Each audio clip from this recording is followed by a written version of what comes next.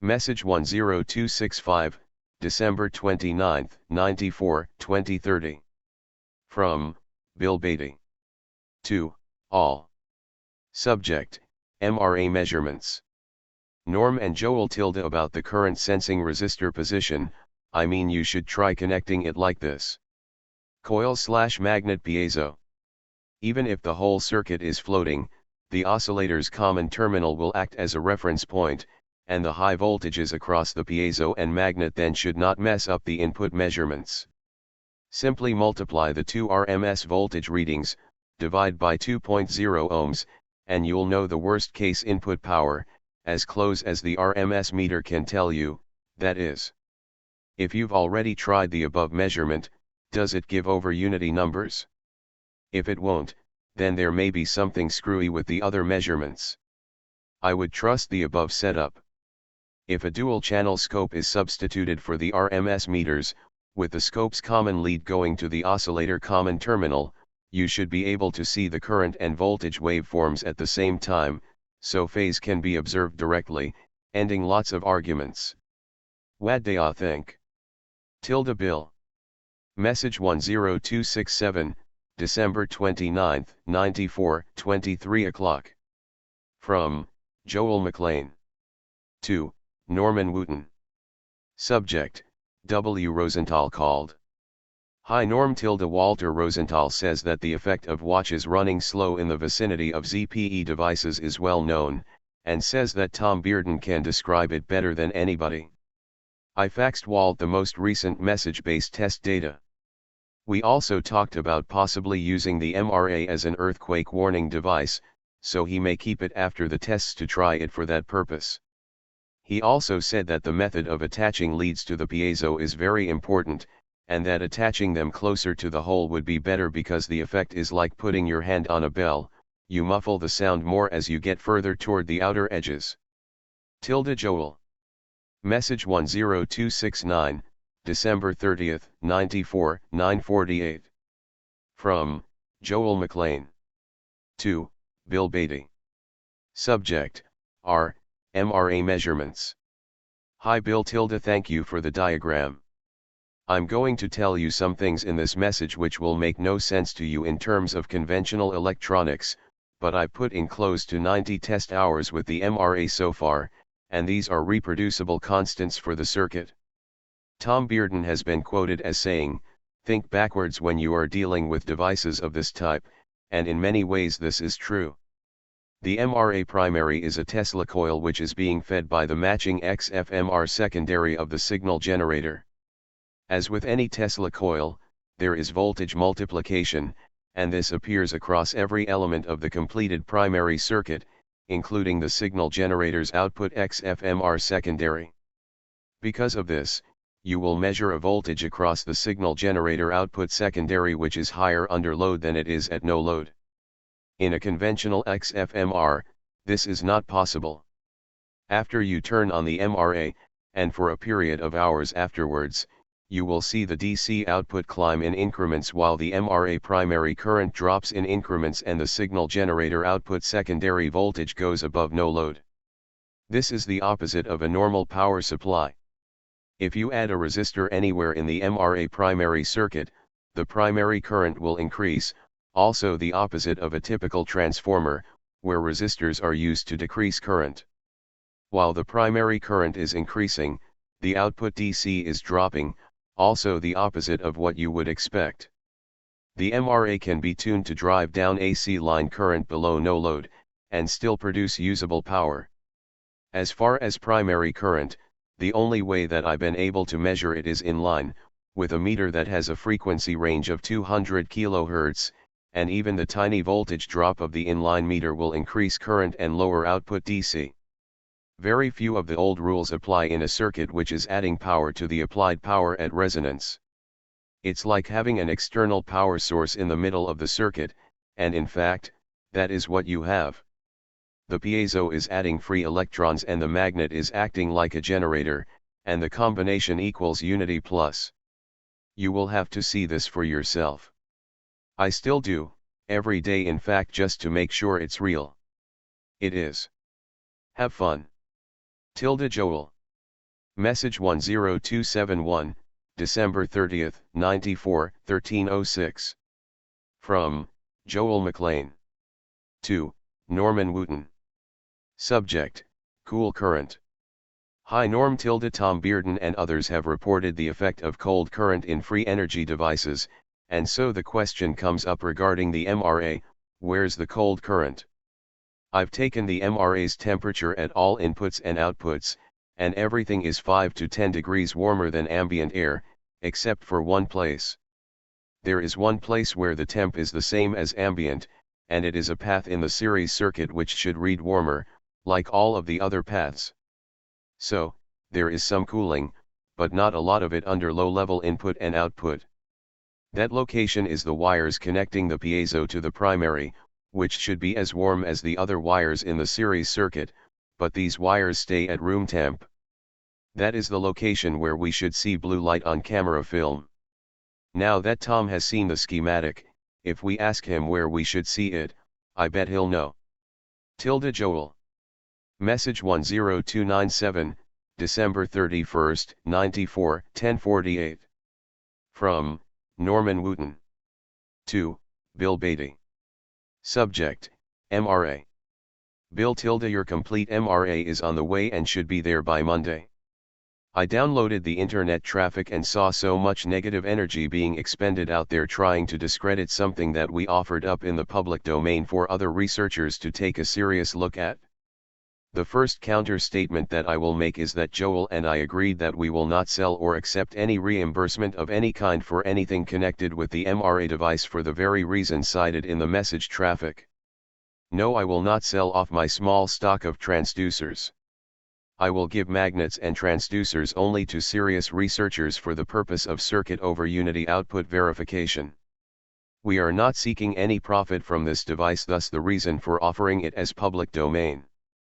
If those out there are so narrow-minded that they will not analyze the circuit for what it does, so be it. They are beyond help. To those who question why we have not self-powered the device, we are working on the voltage regulator, oscillator and power driver circuit that will make this possible. Everyone thinks this can be done overnight. Wrong, things don't happen that fast. Our intent was to get the fundamentals out for all to see and experiment with. The most important document in the MRA project is the RULE9ASC file, which explains the fundamental theory behind the MRA principle. I will be putting out a paper shortly explaining what is going on in the Griggs and Perkins hydrosonic pump, for it is directly tied into the MRA in principle of operation and ZPE tapping effects. More on that later. As to the critics out there saying that measurements of input power are defective, this is what we currently have at our disposal on our workbenches between Joel and myself. 2EA. General Radio Precision Decade Resistor Boxes, 3EA. Tektronix 465 Dual Trace Scopes, 2EA. Fluke 87 True RMS Meters, 1EA. P6042 Current Probe, 2EA. P6021 Current Probes, 1 WaveTech 164 Signature Gen, 1 EABK Precision E310B Signature Gen, 1 EA. HP 200 CD Signature Gen, 1 HP 5383 Frequency Counter, 2 EA Simpson Frequency Counters, 1 EA. WaveTech DM27X7 Meter and Frequency Counter, and a whole bunch of the old analog Simpson and triplet meters that have been cast aside with the coming of the digital world. I realize that we do not have the sophisticated equipment that you would find in an industrial or university lab, but it gives us a good idea as to what is fact or fiction. We have the circuit out being tested by those that do have the latest state-of-the-art equipment, so time will tell all. Be patient is all I have to say for now. In time the truth will be known to all. Tilde Norm. Message 10301, December 31st, 94, 1211. From, Bob Paddock. 2, Joel McLean. Subject, R, MRA reduces AC line current.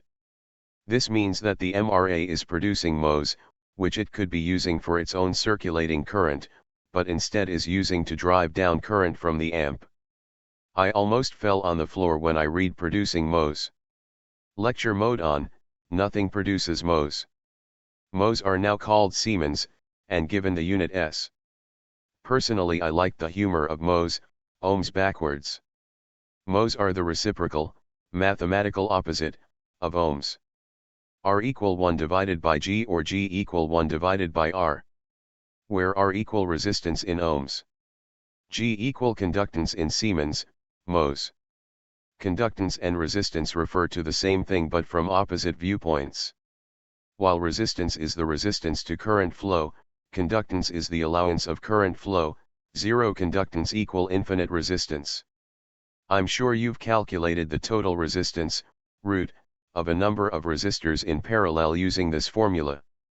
R equal 1 divided by R1 plus 1 divided by R2 plus 1 divided by R3 plus 1 divided by Rx. What you are really doing is adding the resistors' conductance values together as if the resistors were in series. Then converting the series conductance value back into the parallel resistance with the finial 1/. Also in this inverted world live, susceptance, B, the reciprocal of 1/x, and, admittance, Y, the reciprocal of impedance, 1/z. People at work tell me I have a warped perspective, and tend to look at things backwards. I look at it as turning a negative into a positive or a feature. Also while I'm in this lecturing mode, I don't like it, is this 0.707 thing. 0.707 has nothing, zip, nota, to do with power factor, as I explained in one of my previous messages to Norm. 0.707 has to do with converting pure sine waves into the work equivalent of DC, RMS. You keep talking about harmonics, so I assume that you don't have pure sine waves? I don't like coming across as the heavy here all of the time, but if you want to be taken seriously by the rest of the world, then we all need to be on their program. Even if they don't get it? Lecture mode off. Message 10302, December 31st, 94, 12:13. From, Bob Paddock. To, Joel McLean. Subject, R, drop current and decade current. I don't know what else to do, or what other test to perform at this point, so I'll stop here unless someone can suggest something. A heat-based power meter, or better yet a calorimeter. If reducing AC line current in the previous test wasn't enough, then I guess nothing ever will be for the eternal skeptics on the INET. Don't waste time/energy on the eternal skeptics. They'll die off and a new breed will grow up in their place that get it. Message 10303, December 31st, 94, 12:15. From, Bob Paddock. To, Norman Wooten. Subject, R, MRA, power test. Since you have determined that the circuit is creating what we call mhos, and usually this phenomenon is associated with vacuum tubes in operation. You are thinking of transconductance, Gm small g with small subscript m, also known as mutual conductance. There are several people that make transconductance ICs now, Maxim and Harris for 2, good into the hundreds of megahertz. In a given tube, if Eg varies by some amount, the IP will vary by a certain amount. Tubes having the ability of producing a relatively wide IP variation with a given Eg variation have high values of transconductance. Gm equal dip/Deg, should be small letters with a subscript. U equal Dep/Deg. Gm equal U/Rp. Where Gm equal transconductant in Siemens, mhos. U equal amplification factor. Rp equal AC plate impedance. Transconductance, Gm, also shows up in GFETs, its ability to vary the output current, ID, when an input voltage variation is applied. Sometimes this is called forward transadmittance, YF or GF, small y/small g subscript f. Gm equal, delta ID/delta VGs, VDs constant. No magic in the math here. A vacuum tube is the only animal that could survive the punishment in a high voltage circuit like this. Bob Paddock's indestructible transistors won't cut it in this harsh environment. You're right, a normal transistor would never survive this, but check out the IGBTs and MCTs in that Harris book. 1200 volts is no problem. International Rectifier also has some MOSFETs that get up in the 1000 plus range, and Motorola's HDT MOS are getting close. I like the TMOS ones myself. Make sure you use the ones with the galvanic contact current sense to simplify your measurements and feedback control. Also, you have to watch the dV/dt and dis/dt, not just the voltage. Message 10307, December 31, 94, 1413. From Joel McLean. 2. All. Subject: MRA input to output ratios. Test date: December 31, 94. To measure apples against apples, I've tested the MRA at both of the output levels, which are important, maximum power and maximum gain, using the resistive equivalent load method. The measurements were made to attain the same signal source voltage drop as when the MRA is in the circuit, as well as to measure the current in series with the decade box at those voltage drops. The applied voltage is 23.75 volts alternating current from a signal source. At maximum power, this voltage dropped to 21.9 volts alternating current. At maximum gain, it dropped to 23.25 volts alternating current. At maximum power, the equivalent resistance to obtain a signal voltage drop to 21.9 volts alternating current is 165 ohms, and the measured current is 132 milliamps.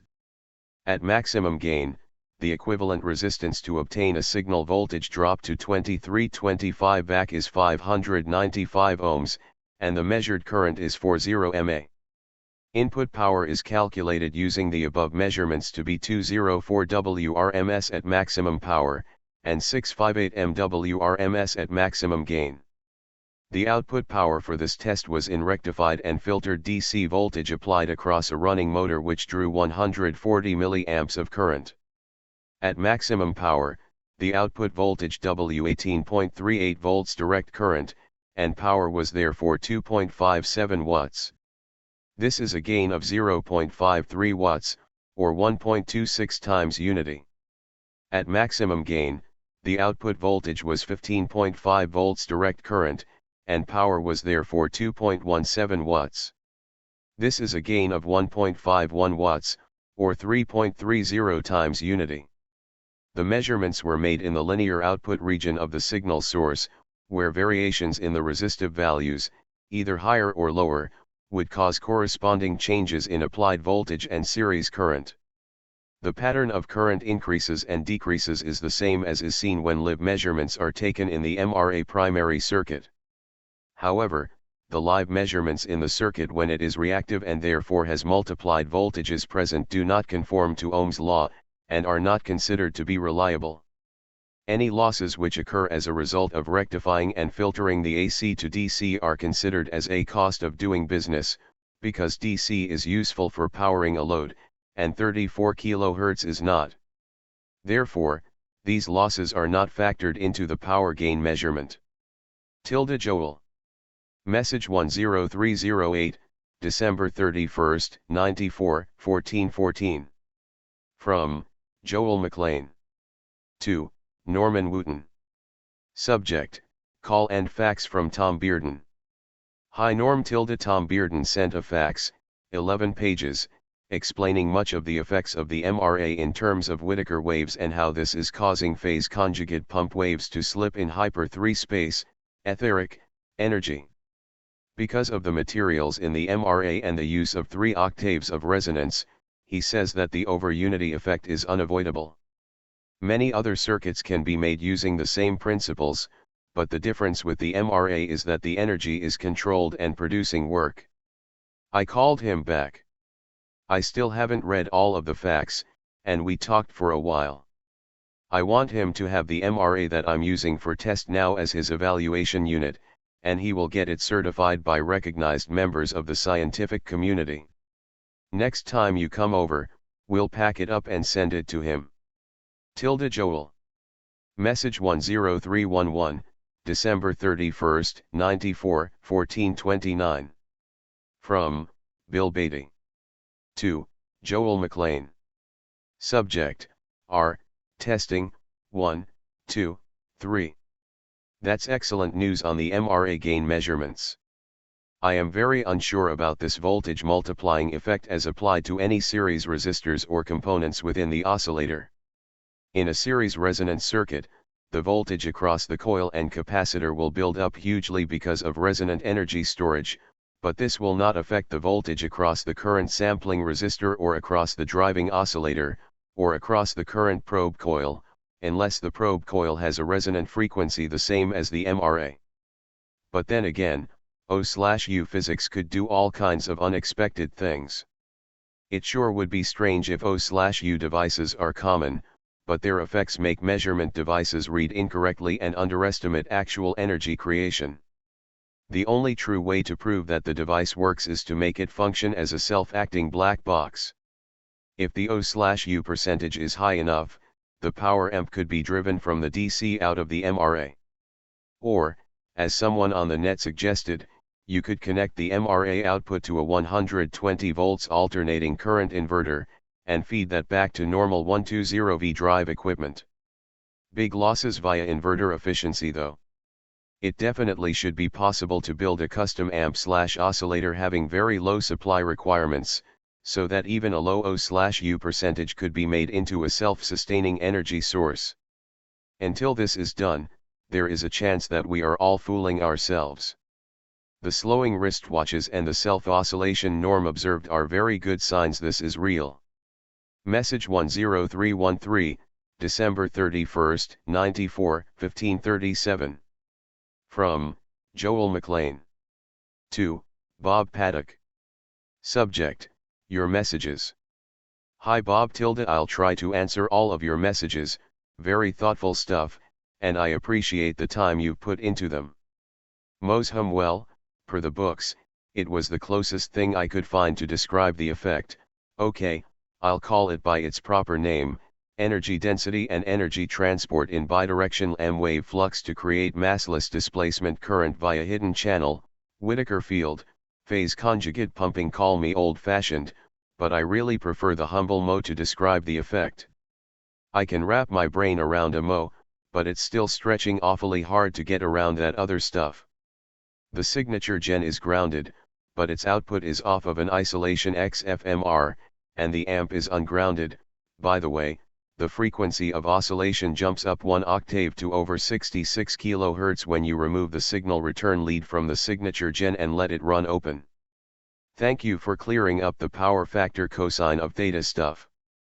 It's good confirmation, since we are comparing the input power with output DC from a bridge rectifier, apples with apples. Tilde Joel. Message 10343, January 2, 95, 840. From, Ben Cobb. 2, all. Subject, MRA other ways.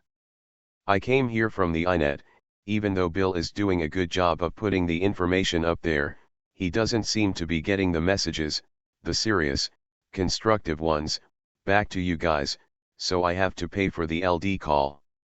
Hope Bill will hear this and change his ways. Anyway Bill, I do enjoy your www page, keep up the good work. Guys, please, please. Try taking one of your prototypes and put a coil around a magnet to make it move like the piezo does. What I mean is to hang the magnet somehow, with string, rubber bands, in the middle of a coil so that you can modulate it with this coil. This coil would not contact the magnet, as your other ones do. This may save you the problems of the piezo feedback and such. Please try it and let me know what happens. I am serious, what would it hurt?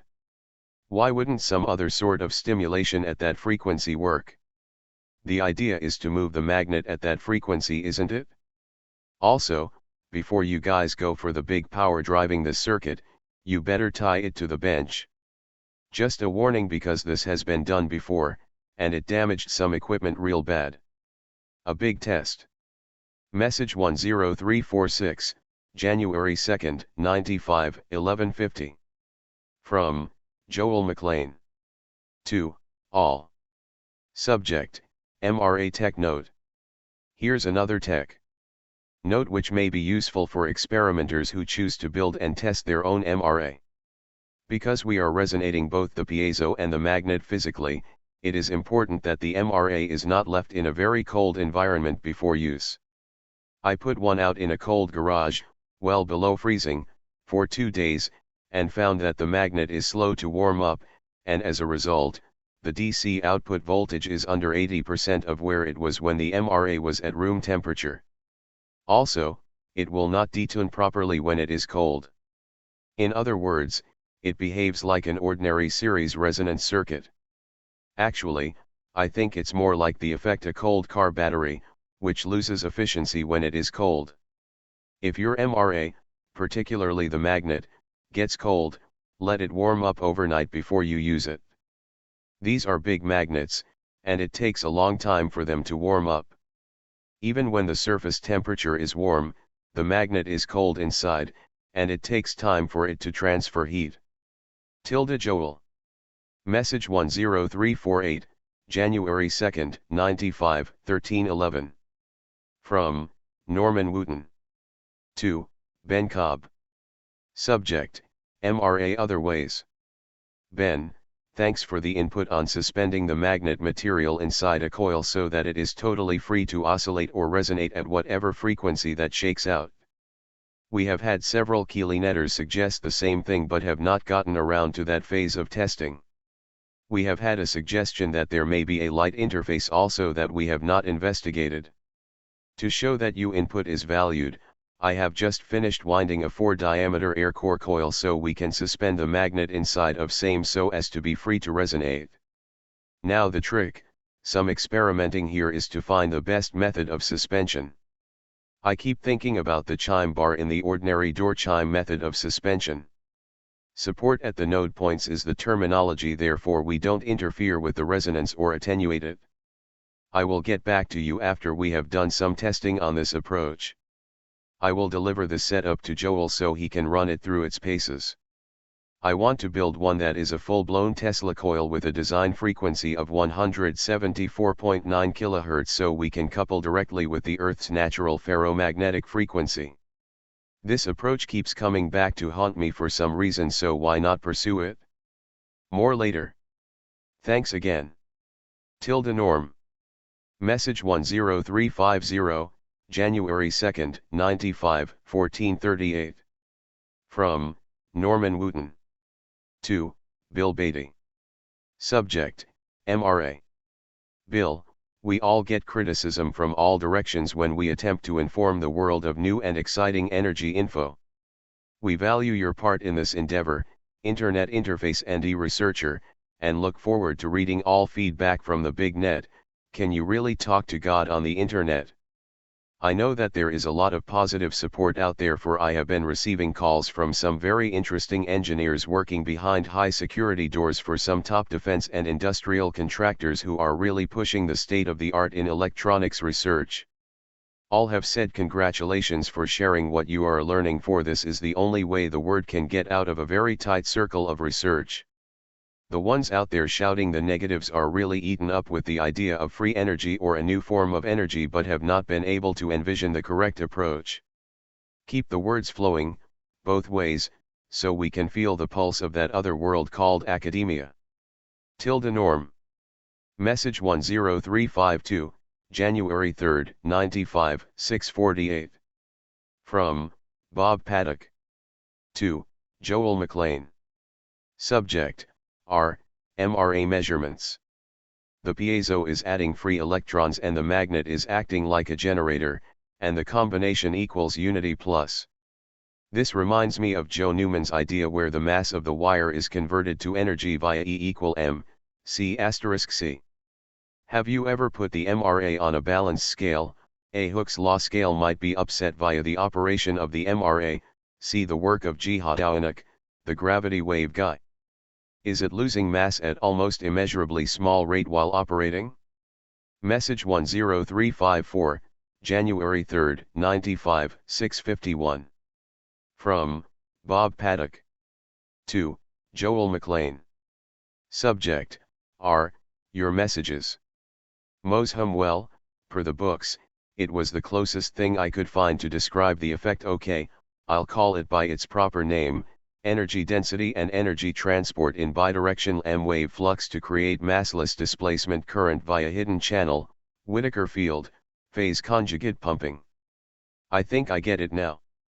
By your use of the term MOS, I think you are implying negative resistance, negative power creation, which is entirely different than conductance, measured in the units mhos. Sometimes my education gets in the way, the mhos being a case in point. Can we come up with a term for negative resistance, and negative power, and avoid the use of mhos so as not to confuse others?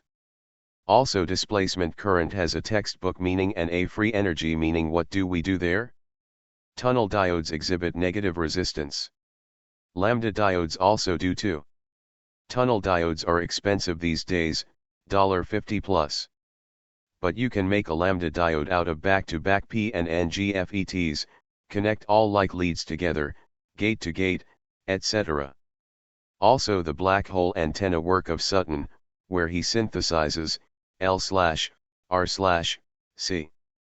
The problem here is that none of these really have much to do with free energy. So where does that leave us? I've read Whittaker's papers, but the math in them is far beyond my abilities today.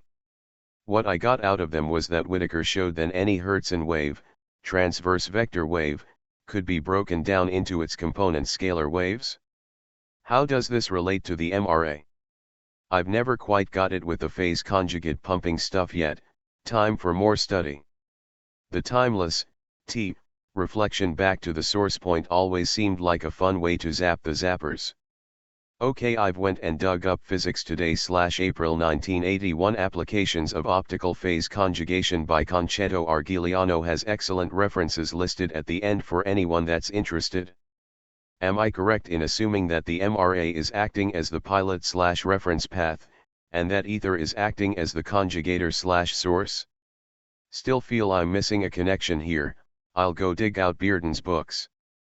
Message 10359, January 3, 95, 9:10. From Joel McLean. 2. All. Subject, MRA Tech Note, Wire. From the coils which Norm and I have wound so far, it appears that 22-gauge stranded wire is the best choice. Also, we've experimented with different turns ratios, and a step down to the secondary of 2:1, with 300 turns on the primary and 150 turns on the secondary gives good gain ratios, and detunes very well. However, the transformer was originally wound as a step up, so the primary is actually on the outside of the secondary, but we don't know yet if this is the best way to do it. Time and more experiments will tell. We do know that solid wire doesn't work. It will likely take a few months before we have collected enough data to recommend an absolute best design. Joel. Message 10361, January 3, 95, 10:03. From Bill Beatty. 2. All. Subject, MRA. I just received parts from H&R, so I'll be able to try building a version with these other parts using Norm's device as a guide. If it works, then we'll have, temporarily, a part source to recommend. The piezos are less than 1/4 thick. The ceramic magnets are 1 thick slabs with poles on the faces, but they have 2 poles on the faces rather than one big one. Yet another change to try. Multiple poles might make the magnet vibrate harder with smaller input, but the pole/coils pattern has to be just right to do this. Message 10363, January 3, 95, 10:05. From Bill Beatty. 2. All. Subject, MRA/sweet coil. If the magnet block is magnetized as above, and vibrates in a bending mode as above, then it's possible that the reports of sweet scalar coil windings are not scalar at all. If you want to make a magnet vibrate transversely as shown, you should wind 2 coils, one towards each end, then connect them so the field polarity from the coils is pushing each other, so you end up with a tripole NSN pattern. When you power such a thing with AC, the center of the slab magnet will be pushed one way, the ends the other, and the magnet will vibrate transversely, microscopically, like a plucked string. Message 10365, January 3, 95, 11:03. From Joel McLean. 2. Bob Paddock. Subject, MO on MOS. Hi Bob. When the MRA was designed, the intent was to create an above-unity device based upon Earth itself, its magnetic fields and frequencies. We've since seen that it is directionally sensitive to Earth magnetic fields, and that it responds to sunrise and sunset. For all practical purposes, the MRA at resonance is like a funnel with a vacuum device attached to the narrow end, collecting energy which becomes more condensed as it travels into the funnel, where it is trapped in the windings of the transformer by the collapsing magnetic fields. This then represents an excess potential, which we see when the signal input voltage is higher under load of the MRA than it is under no load conditions. We also see this when we can reduce the entire AC power to the signal source below no load, while at the same time producing usable power from the MRA. According to scalar theory, the excess potential is a quantum voltage potential which reacts according to known nonlinear optical, NLO, laws of physics. Because the Coulomb gauge transverse potential, CTP, exists in all of spacetime, also standard physics, small amounts of excess potential occur naturally in all semiconductors. This interferes with applied M potential, and causes noise, which is normally filtered out. Thus, semiconductors are natural scalar interferometers which translate low-level amounts of excess potential. When two or more semiconductors are connected, directly or indirectly in a conductive path, a hyperspatial link is formed and the translated excess potential will bounce back and forth between them within this link, which can produce laser beams. Or, the energy may reach the level sufficient to destroy one or more devices, or to destroy the semiconductors in the test equipment attached to the circuit. This is fully documented in the Lawande experiment at Brown University and described in the March 31, 1994 issue of Nature magazine. A ping-pong effect occurs with semiconductors which have self-targeted each other, creating spurious bursts of normal M energy. Credit for all of the above information to Tom Bearden, who kindly provided it after years of study and research. Now we have two theories to describe one effect, likely there will be many more, so we have to find one that works, in terms of being consistent and reproducible. It is, I believe, both. The Earth theory is the outer or normal M description, since we are dealing with M to drive a motor load. The Bearden theory is the inner description, and provides mathematical exactness to the process. We used the outer theory to find the lattice structures, resonant octave ranges and LC relationship of the MRA. That still leaves us with the unseen mechanism by which excess potential is realized in the circuit. That is where Bearden's inner channel theory fills the void in understanding with clarity and precision. It is really neither MOS nor negative resistance as I understand it, but the translation of low-level CTP energies into usable M. The aspect of the MRA which is unique is that it traps this potential and puts it to work driving a load instead of building up and creating a NLO laser effect. I believe that the energies, as soon as they are translated into M, are caught by the magnet and pulled into the resonance circuit, where they are measured as excess potential. I hope that this message ends up on the INET, as it will provide the references within conventional, accepted physics that can be studied in order to visualize the functioning of the MRA. Joel. Message 10367, January 3, 95, 1442. From Joel McLean. 2. Norman Wooten. Subject, MRA Tech Notes. Hi Norm. I wound, looser than normal, another MRA using number 22 stranded wire, the wire with the purple insulation. It also has a step-down ratio, but with more turns than the first MRA. It is only 1.13x unity at max power, but detunes to 12.75x unity under a motor load. This is much better than either of the ones sent to Walter or to Tom. This MRA will push the input voltage up to over 1.5 volts alternating current over no load, while still powering the motor, which means that it has more excess potential than either of the others, and this shows up in the 2900 ohms of effective impedance at the max gain setting. Also, since some piezos work well and others don't, I'm trying to locate the variable which determines this. In measuring the capacitance of the good piezo in the current MRA, it shows definite variance in capacitance when you reverse the leads from the meter. It measures 5 NF in one direction, and 3 NF when the meter leads are reversed.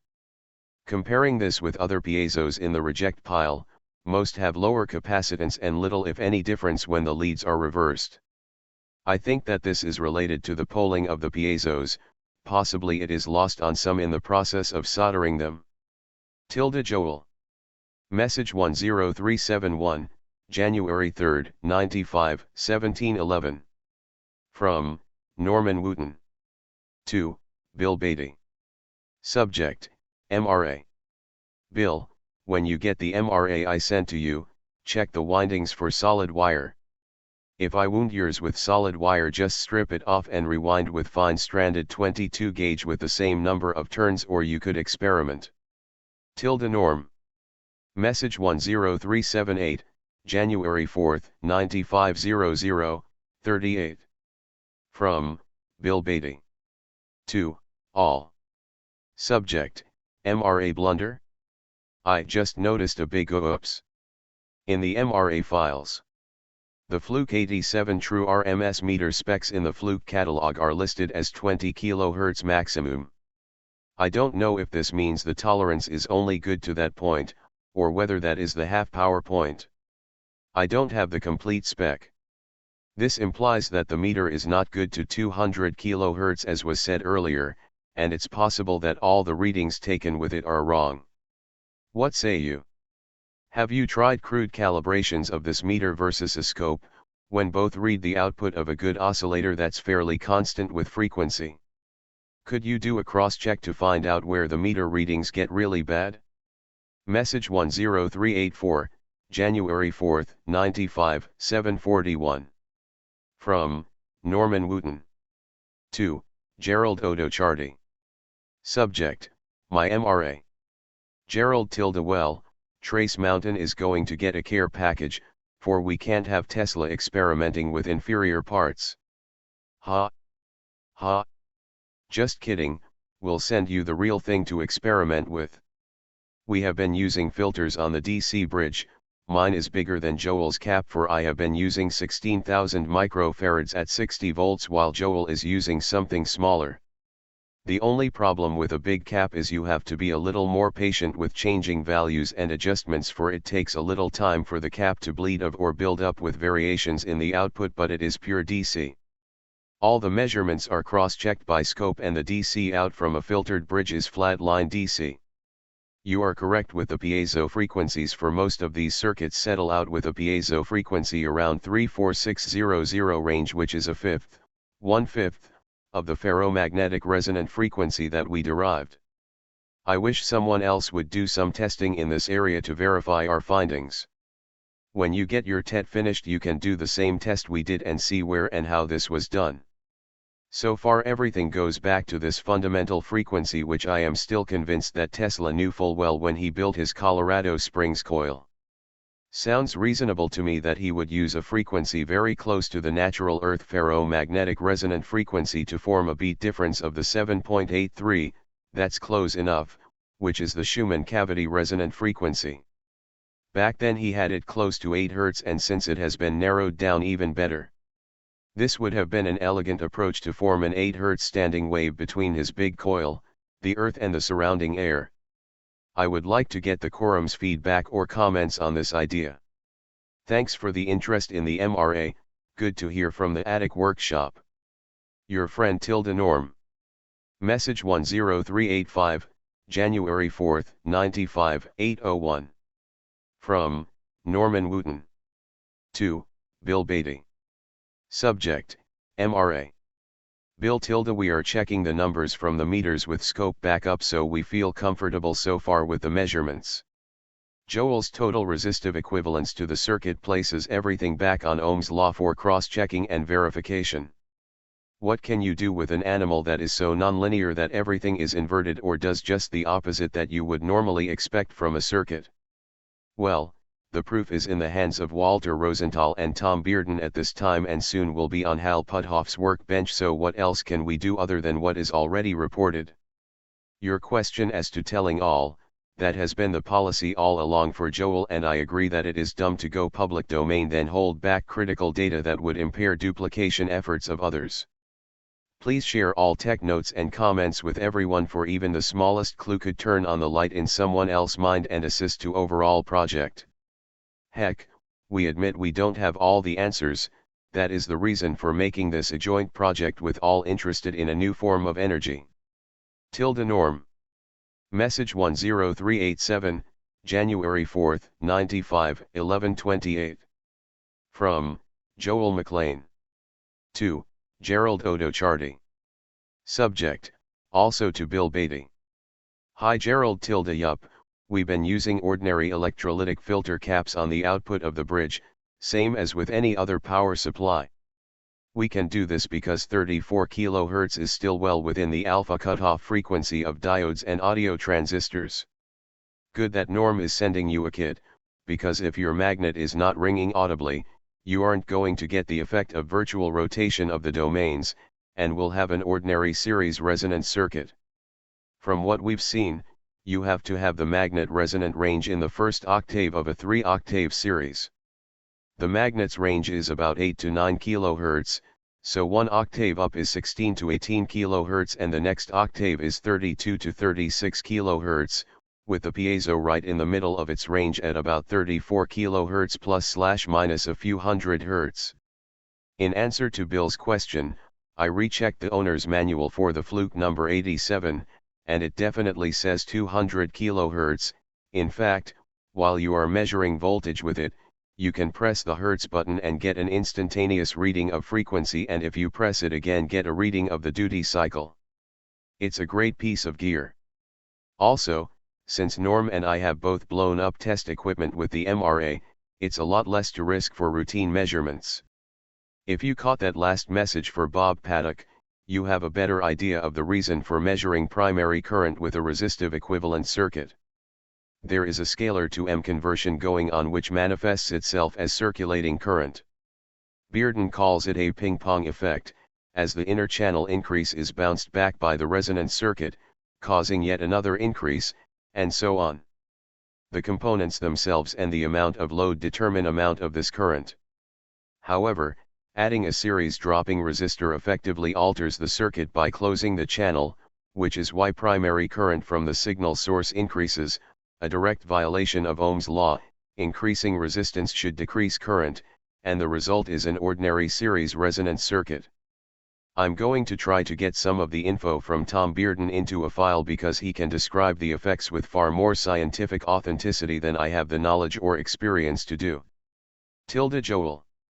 Message 10392, January 4, 95, 1731.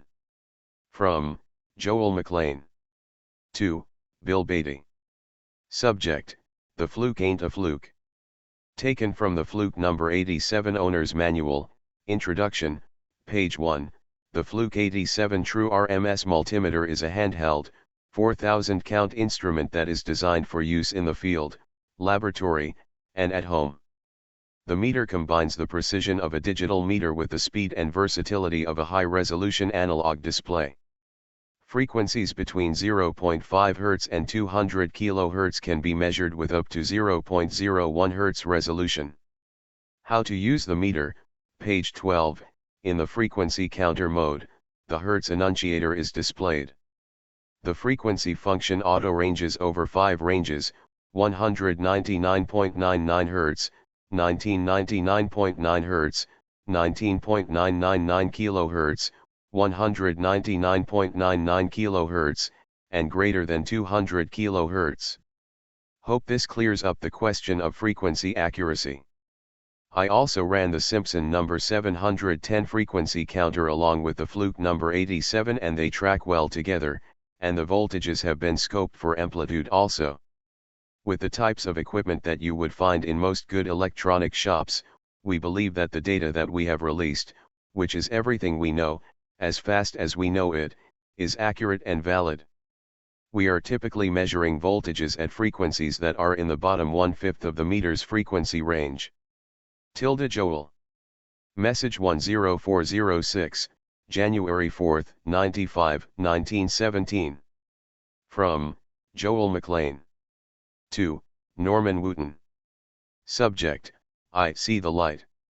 Hi Norm. To test Bearden's NLO theory, i.e., p-channel quantum potentials forming at light wavelengths, I loosely wrapped a strip of aluminum foil around the windings of the MRA. This will have little or no effect on a conventional transformer, except to shield it from ambient noise as in TV ultra-high frequency circuits.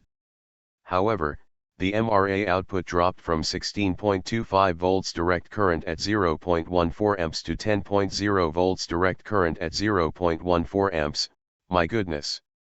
Joel. Message 10417, January 5, 114. From, Bill Beatty. To, Joel McLean. Subject, R, the fluke ain't a fluke. Whew, sigh of relief. I don't have the specs, but it sounds like your meter is good for voltage up to 20 kHz, then is not accurate at higher frequencies to the full number of meter digits. So, accuracy depends on how fast the meter response tails off above 20 kHz. And the fluke literature does say 200 kHz for the frequency counter, but 20 kHz for the VRMS part. I hate to be finding fault with your measurements, but I'm really just trying to get more confidence in what you are seeing, until I get a chance to try it myself. It still probably would be a good idea to measure voltage of a good source with both the scope and the meter, and find where the meter starts to fail. For example, when does its reading dip 5% below that of a 50 MHz scope? At 21 kHz? Probably not. At 100 kHz? Could well be. Message 10428, January 5, 95, 1321. From, Joel McLean. To, Jerry Decker, sysop. Subject, howdy. Hi Jerry. I've been getting messages from you but not returning any as of yet because I've been in constant test mode with the MRA. I'm sure that you have some concerns along with a very full agenda, so I'll not ask any favors at this point. We've really only just begun with the MRA. I see now that it is possible to add additional quantum coupled stages. Because the coupled potentials are instantaneous in the self-targeting mode, they can be effectively added in 3 space to realize M power outside the P channel. What is different in this mode is that voltages in parallel will add, and voltages in series will stay the same, albeit at excess potential. With one output on the MRA, we are limited to one set of complete Whittaker biwave harmonic pairs. Each load will have slightly different characteristics and will attract other biwave pairs in the MRA, as long as the loads are within the aggregate resonance. I believe that this is similar to the concept used by Moray, with charge-coupled stages, or for that matter, with Keeley in his use of sequentially applied vibrations. Each turn of wire around a Tesla coil, or each crossover of a caduceus coil is the same in effect. The materials in the MRA are all optically active, which engages them in the P-channel via the CTP process. If light is reflected away from the MRA, or if it is optically shielded, it loses all effect. For the record, however, we have seen most, if not, all of the anomalous criteria associated with Unity Plus devices. The piezo will lose weight. Clocks and watches run slow. Some wires in the series path stay cool. And, of course, there's the matter of excess potential above no load. And still, we've only begun. The design is 3 weeks old.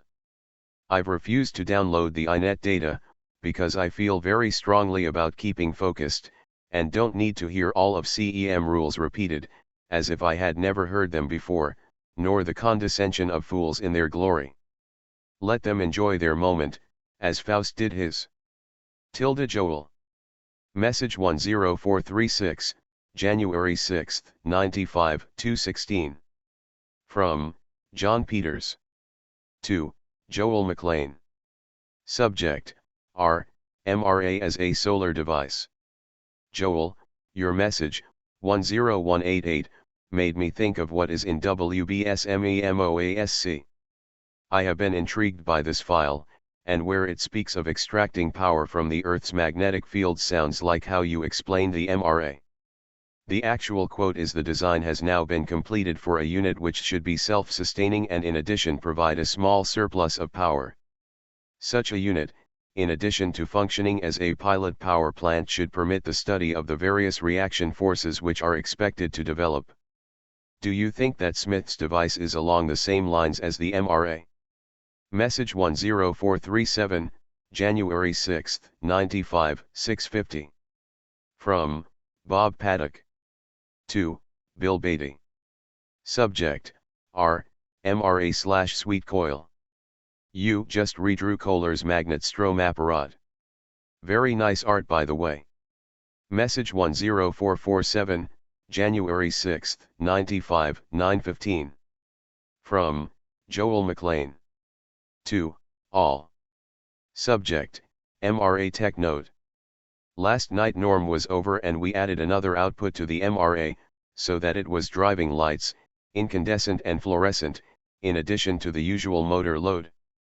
This required retuning the MRA for maximum power to match the new load requirement. We were overdriving the output of the MRA below unity to max out the power to the load. After the lights were removed so that only the motor was on the output, the MRA was retuned for the motor, but the resonant frequency had changed. Prior to adding the lights, the resonant frequency was 34.28 kHz. After removing the lights, it was 33.43 kHz. Although this is only a difference of 850 Hz, it is interesting as it indicated that the MRA is alterable. This might be useful in some applications. The MRA still detunes for max gain as before, and still provides surplus potential, 1.5 VAC above null load, when detuned, but this is the first indication that it can also be retuned to a new resonance center frequency. Apparently, the magnetic core is more permeable than we had thought. Message 10450, January 6, 95, 10:39. From Joel McLean. To John Peters. Subject: MMMMM. Could be. Went back and read the WBS-MEMOASC file again. Memory ain't what it used to be, and never was. I hadn't thought of the MRA within the context of that file, but you are right on the mark with your comparison. The biggest hurdle to understanding the MRA is in seeing it as a new device via existing technology. It is a different technology, actually a very, very old technology using new components. However, because the technology isn't in the books yet, it is viewed, at best, as a new technology. The existing rules don't apply, but the old, really old rules do. For example, when Heaviside bastardized Maxwell's theories, you will not find a Heaviside interpretation in any of Maxwell's published works. Heaviside stripped out all of the references to the ether, which he said was mystical and should be murdered from the theory, and so he murdered the ether except that it just wouldn't die. Maxwell opened the door to p-channel quantum potentials, and Heaviside slammed it shut. Heaviside wanted to provide simple laws so that the electricians of that day could vector power and measure current in workable systems. Heaviside never went to college, did not know calculus, and was lost in the true implications of Maxwell's theory. It's time we moved up to the reality of all of Maxwell's theory, not just the kindergarten version. Anyway, I got sidetracked. Back to your question. Without having seen the WBS device, it's hard to say for sure, but the effects seem similar. The intent of the MRA was to design a device compatible with naturally occurring energies, specifically ferroresonance as it applies to Earth's electromagnetic fields. However, in doing this, especially with optically sensitive materials, we enabled the MRA to reopen Maxwell's door. What we caused was a link to form which translated etheric energy into ordinary M in a closed-loop resonance circuit. This link is referred to as the p-channel, because it manifests as excess potential. This effect has been experienced in semiconductor circuits for many years, and is normally destructive to the devices, so resistive and filtering components are added to effectively close the channel. This isn't necessarily bad, because until circuits can be designed to use the excess potentials, we don't want them going into resonance and burning out. As seen by the Nipper/Seek ring, the schematic that is on KeelyNet is wrong. By the way, you also experience gravitic effects when you allow tetrahedral lattices to self-resonate. Considering that the MRA at resonance is virtually stopping the spin of particles, like a strobe synchronized to a timing mark, it is very likely that a more efficient MRA could cancel the quadrupole effect of gravity. There are other ways of doing this, such as the Biefeld-Brown method of high potential or the Searle method of folding energy onto itself in resonant plasma layers, and possibly the technology of anti-G, for a practical spaceship, would utilize some or all of the above. However, we'll never get there from here by using the Heaviside laws. Conventional science has a circle the wagons mentality to this new, old, technology, and insists on trying to hammer the wheel back into a square, on the assumption that it will work better because roads are flat. So we clunk along and congratulate ourselves on our vast achievements. Okay, I'll get back down off the soapbox. We'll drag them by the ear if necessary, kicking and screaming all the way, and force them to reopen Maxwell's door. Joel. Message 10454, January 6, 95, 1638. From Joel McLean. 2. All. Subject, Test Report. 2. Hal Puthoff Hi Hal, yes, you are correct about the motor current. We checked it with an analog meter early on in the tests, and it indicated 140 mA. This was then used as a constant. However, I just rechecked it with the Fluke 87 in line to the motor, and the true DC current varies from 120 mA at max power to 116 mA at max gain. As for the output switching, we are trying to determine the actual primary circuit current of the MRA. Once we have tuned the MRA, we remove it from the output of the signal source, and connect the signal source to the decade box. Once we measure the amount of resistance required to attain the same drop in amplifier output voltage as the MRA was causing, we then can divide resistance into voltage to determine the current draw of the MRA. We've tried other methods, such as low values of resistance in the primary of the MRA, and the results defy Ohm's law. Adding resistance actually increases primary current, which should also increase secondary output, but in fact, causes it to decrease. As you will see, the current in series with a resistor in the primary circuit is higher than the current with just a meter in series with the primary, which makes no sense in terms of classical M theory. We believe that the resistor is closing the P-channel, which removes the source of excess potential. Even the slight resistance of the meter, or of a current probe which contains a coil, will have the same effect in varying degrees. So, we use the decade box as an equivalent load, instead. Also, Norm and I put a very heavy combination of output loads on the MRA last night to see how much power we could extract from it, regardless of gain. This experiment lasted for about an hour. After we were finished, we found that the center resonant frequency of the MRA had changed from 34.28 to 33.48 with just the motor on the output. Apparently, the magnetic core is more permeable than we had thought. So, here are the new measurements, factoring in the measured motor current and the new center resonant frequency. MRA number 3 test data. Test date January 6, 1995. Maximum power mode. Resonant frequency equal 33.48 kHz. Input signal with no load, MRA not connected, equal 26.97 volts alternating current. MRA output load equal Pitman DC motor, 19.1 volts direct current at 120 milliamps. Input signal with MRA connected and powering motor equal 25.39 volts alternating current. Input signal amplitude reduction as per above equal 1.58 volts alternating current. Measured equivalent resistance to achieve 1.58 volts alternating current drop equal 200 ohms. RMS input power at 200 ohms equal 2.28 watts. MRA output equal 18.35 volts direct current times 120 milliamps equal 2.20 watts. Maximum gain mode. Resonant frequency equal 33.34 kHz. Input signal with no load, MRA not connected, equal 27.13 volts alternating current.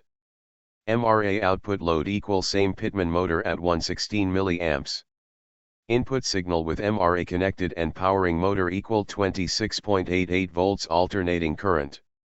Input signal amplitude reduction as per above equal 0.25 volts alternating current. Measured equivalent resistance to achieve 0.25 volts alternating current drop equal 1600 ohms. RMS input power at 1600 ohms equal 319 milliwatts. MRA output equal 15.5 volts direct current times 116 milliamps equal 1.80 watts. Notes: this data uses inline current measurements for DC output at both the maximum power and maximum gain settings of the MRA. The center resonant frequency has changed from the previously measured data of January 3, 1995, and was still continuing to change, upward, even as these measurements were being taken. It may eventually rise to the original measured frequency of 34.28 kHz. The maximum gain measurement of primary current using a decade box was taken in a linear area of potential which would show a voltage drop with the MRA in the circuit. Further decreasing frequency will cause the voltage from the signal source to increase above the no-load voltage, in which case it is not known how to measure input power to the MRA. Message 10477, January 7, 95, 10:04. From Joel McLean. 2. Norman Wooten. Subject: Seeing is believing. Incandescent lamp test. There is a very easy method for seeing the power gain of the MRA, and it does not require power amplifiers, only a sine wave generator. You need 2 of the tiny grain of wheat lamps. If you don't have them on hand, I will send you some.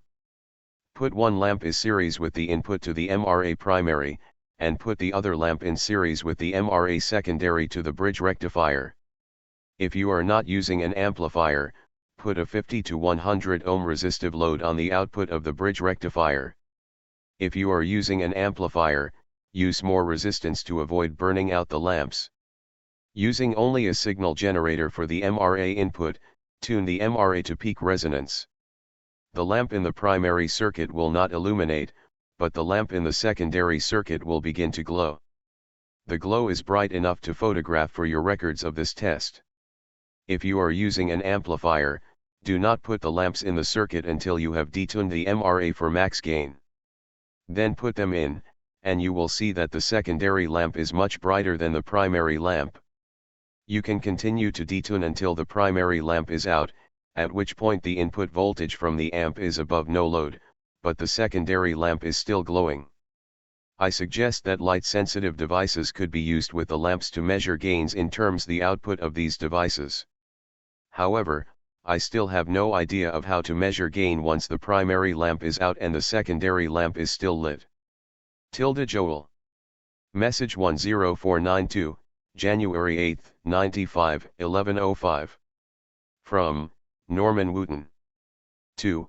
Bill Beatty. Subject: MRA parts. Bill, I sent a package of MRA info to Don Smith down in Houston, for he has a similar circuit to the MRA except that it uses a Tesla coil running at high voltages to interact with the Earth's weak ferromagnetic field to produce over unity operation. A lot of people have practically given up on Don's device, for he has not powered a practical load to date that we know of, but his theory is sound as far as I can determine. An incorporation of what we have learned about ferromagnetic resonance frequencies and his Tesla coil-driven circuit could provide another effective method of ZPE tapping. Don has done some research on the piezo material and pinned down 3 current manufacturers of these transducers. The first is ADDCHEM, a spin-off from the PENWALT family. Then there is SOLVA and KERRA. He also went to the specialty wire manufacturers and asked about making a piezo-type conductor that could be incorporated directly into our circuits. The wire manufacturers were amused to say the least, for their comments were, "We have been working all these years to make a wire that produced no noise, and you come along and ask for a degenerate conductor that will make maximum noise." They are interested in the concept though, and will get back to us with the data needed. I would not be too quick to judge the MRA as a non-reproducible device, for between Joel and I we have built 8 of the units and have been able to achieve the over-unity ratios that we are comfortable with. The biggest problem that I see is that no one wants to take the time to do the necessary reading of the messages, tech reports, and go out and find the materials. We clearly stated that we do not have all the answers and have not nailed down exactly what will or will not work as to magnet type or shape. The piezo is a big variable, for we have a stack of culls which just will not work. We expect that they have lost the polling that was done at time of manufacturer. I know that there is someone out there on the internet who has experience in this area. Dan Davidson told me that to the best of his knowledge the polling is done at the Curie point of the piezo material with a capacitive discharge used to establish the required polarity of charge. If anyone out there has knowledge in this area, please give us some input so we can revive some of these dead piezos. I'm sure others will encounter this problem, so we need more knowledge about the piezo element. Since the jury is still out as far as testing is concerned, we have to wait, but in the meantime Joel and I are still building more working devices. Norm. Message 10508, January 9, 95, 8:12. From Norman Wooten. 2. Joel McLean. Subject, MRA. Joel Alnico 820.84 XS at 36100p, 48.60 LP, 27.76 NL. Seems that the harder the magnet material, the closer we get to the natural resonance of the transducer. The MRA cannot tell the difference between materials. Sorry, Mother Nature made all magnetic flux the same hyperspatial frequency, therefore the Boy Scout cannot tell the Scoutmaster that the reason he got lost was because his compass was not tuned to the right frequency. The MRA is capable of extracting or pair coupling in the P channel no matter what the source of magnetic flux, be it the Earth's natural flux or some exotic mix of elements we call supermagnets. Don Smith is going to love this, for it vindicates his valiant efforts which appeared to be dashed on the rocks of failure. Research is the key. Norm. Message 10515, January 9, 95, 11:45. From Glenda Stocks. 2. All. Subject, upload of tmidevIC.zip. Stuart Harris created a device about 19 years ago, which he believes raised a mass via magnetic power. This is as I understand it. Stuart understand how to make his device based on a dream that he had, and so, he is also interested in discovering exactly how this information came to him. Nevertheless, he has the experts confounded as to why/how his device does what it does. This file tmidevIC.zip contains a series of message threads about his device and a video he has that demonstrates it. I will be happy to convey to Stuart any comments or remarks. Glenda. Message 10543, January 10, 95, 12:08. From Joel McLean. 2. All. Subject, MRA lamp Z test. This report is because of the problems with measuring the primary current of this beast. The MRA adds voltage to the circuit, which is nice, but it creates all kinds of current measurement problems. So, I have appended the grain of wheat lamp test to give real numbers instead of just seeing the difference in light. I put one of the lamps directly on the signal generator output, and measured its impedance at the frequency of the MRA under test. Why? Well, because the lamp can thus be put into the primary, and when you measure the voltage drop across it, you can divide that by the impedance and know the actual primary current. No need to worry about the excess voltage, because if any of it adds across the lamp, primary current will appear higher, which would reduce the gain of the MRA, and help to disprove it as an over-unity device. I'll take that chance, as long as I know the exact impedance of the lamp. Also, where there is a difference in measured versus calculated output current, I've taken the lower number, also to be ultra-conservative. So, here goes, the lamp test of the MRA has been further used for the purpose of standard Ohm's law tests and measurements. The bottom line figures are 470.0 mW input to the primary of the MRA and 751.0 mW output from the secondary. This is a gain of 1.6 times unity at the low power end of the resonant range. The measurements and calculations are given below. Alternating current signal in equal 28.94 volts alternating current under load of the MRA. Alternating current signal in equal 28.54 volts alternating current without the MRA connected. Alternating current excess potential provided by the MRA equal 0.40 volts alternating current. Alternating current signal at secondary equal 8.64 volts alternating current. Measured secondary current equal 123 milliamps. Voltage drop across lamp equal 2.92 volts alternating current. Calculated current equal 2.92 volts alternating current / 20.77 ohms equal 140 milliamps with an error margin of 17 milliamps from measured current. Secondary power equal 8.64 volts AC times 123 mA times 0.707 equal 751 milliwatts. Bulb impedance equal 20.77 ohms at the frequency input to the MRA. AC voltage drop across bulb in series with primary equal 0.470 volts alternating current. Primary current equal 0.470 VAC / 20.77 ohms equal 0.0226 amperes. Primary power equal 0.0226 amperes times 28.94 volts alternating current times 0.707 equal 462 milliwatts. Lamp power equal 0.0226 amperes times 0.470 volts alternating current times 0.707 equal 7.5 milliwatts. To cross-check these numbers, the total primary impedance was calculated, and the impedance of the lamp was subtracted from it. If accurate, the difference in power should equal the power which is added to the primary when the lamp is not connected.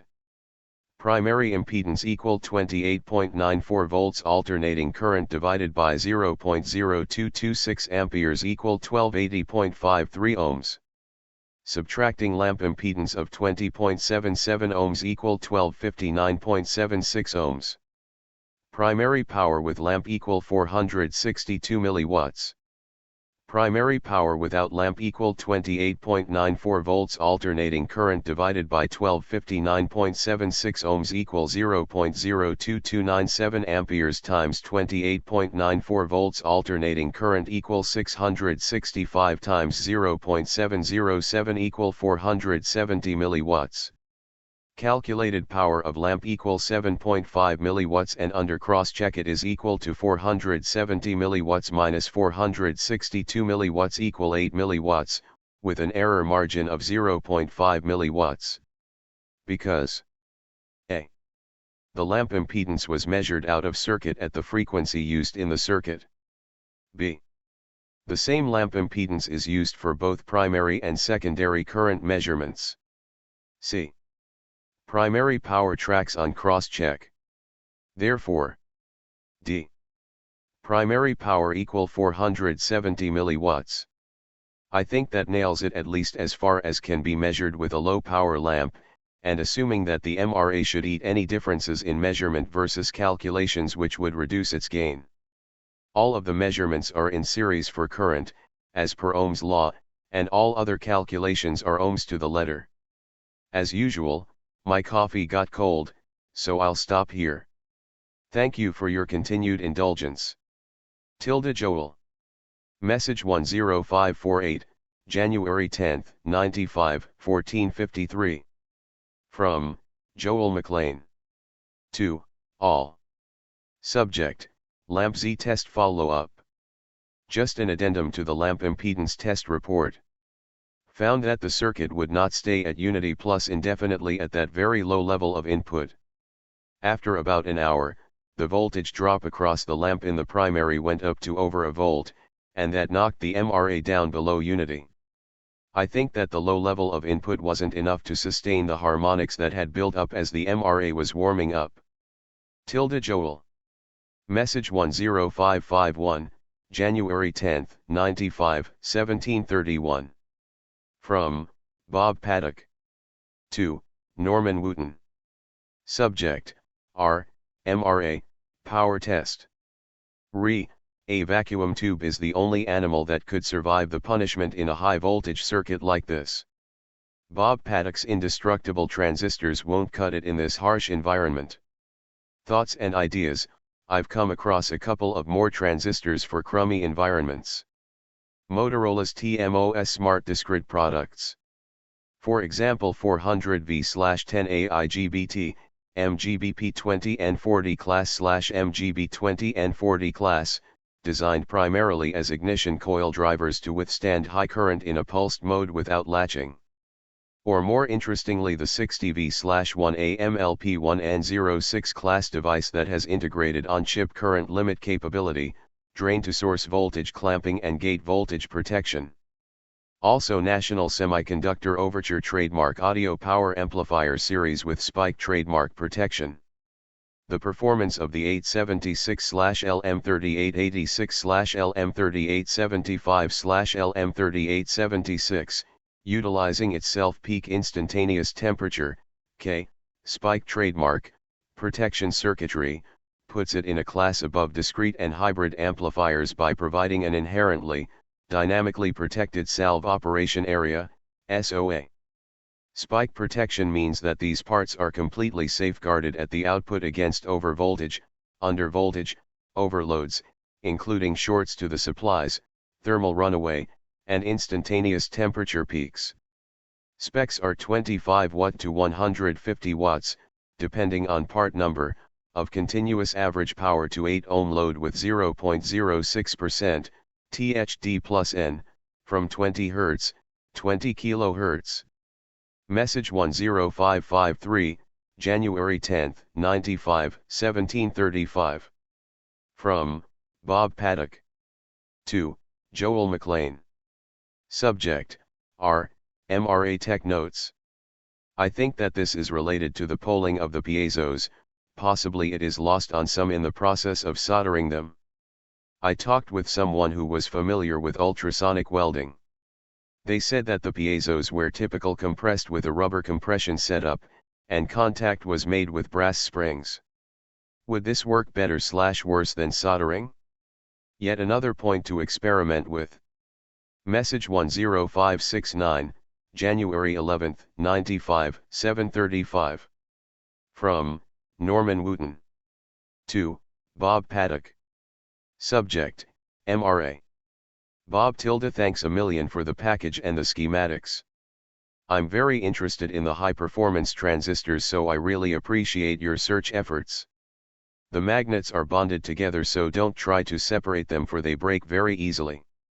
As to the transducers, Joel and I have not figured out the 0.07 figure.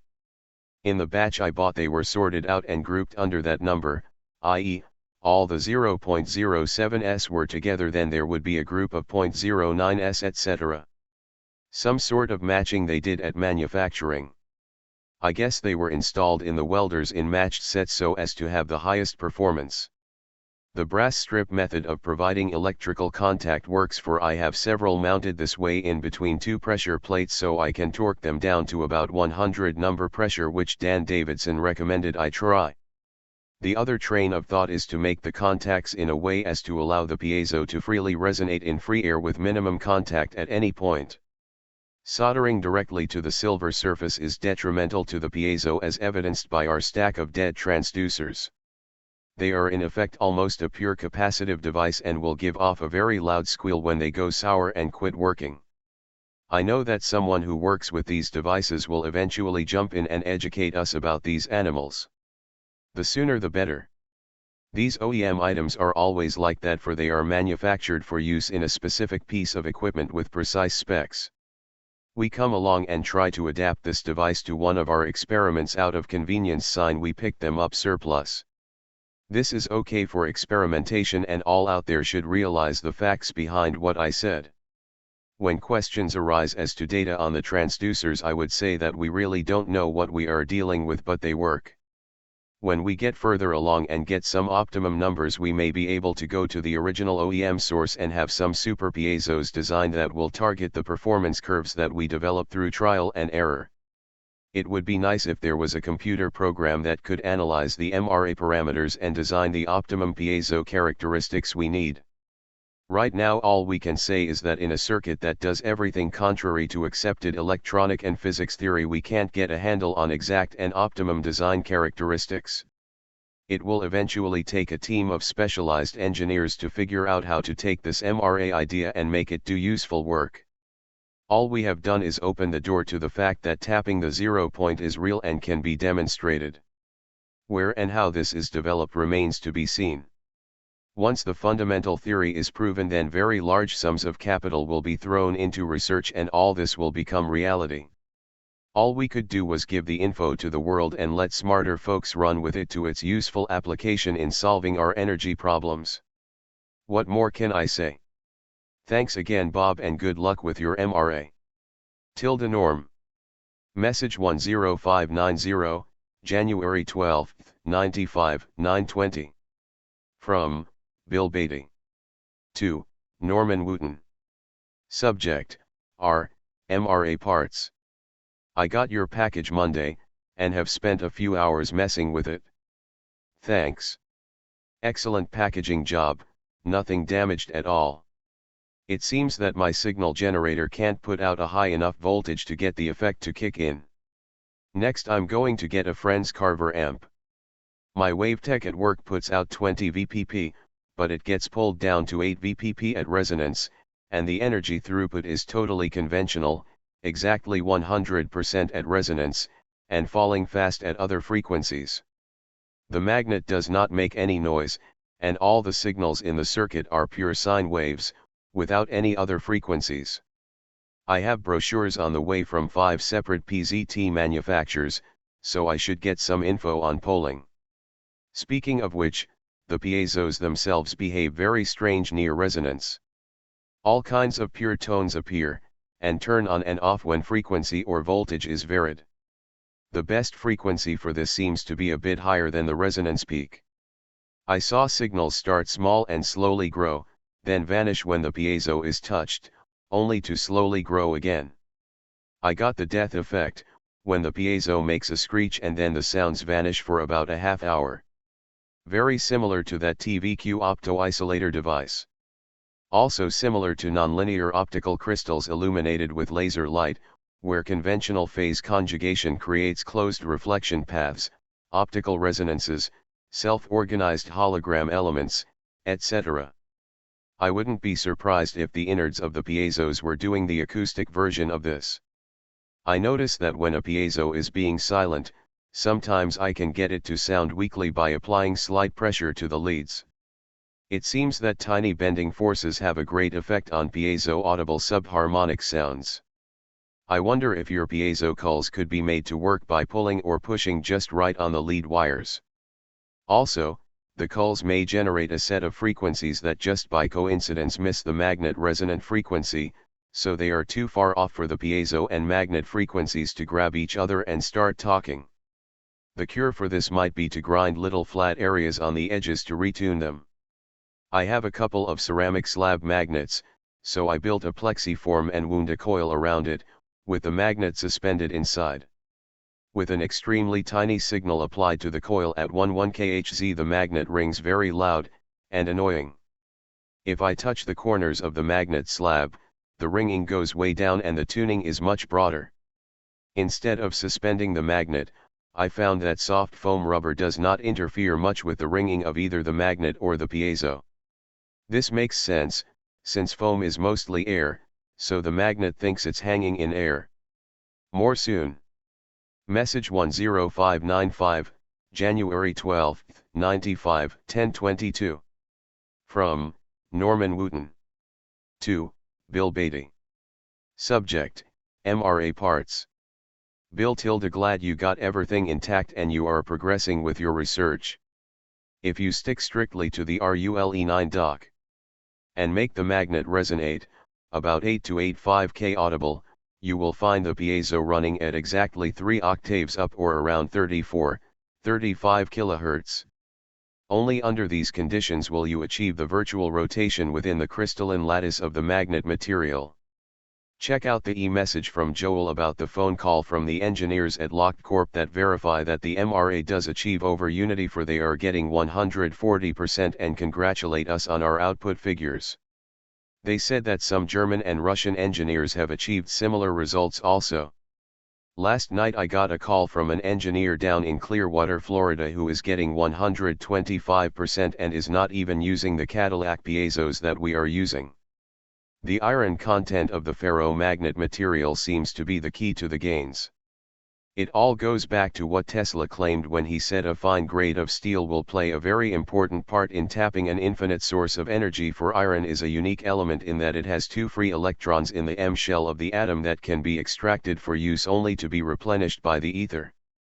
About the document scan, I really appreciate your efforts with this, for in the near future you will see where this is going.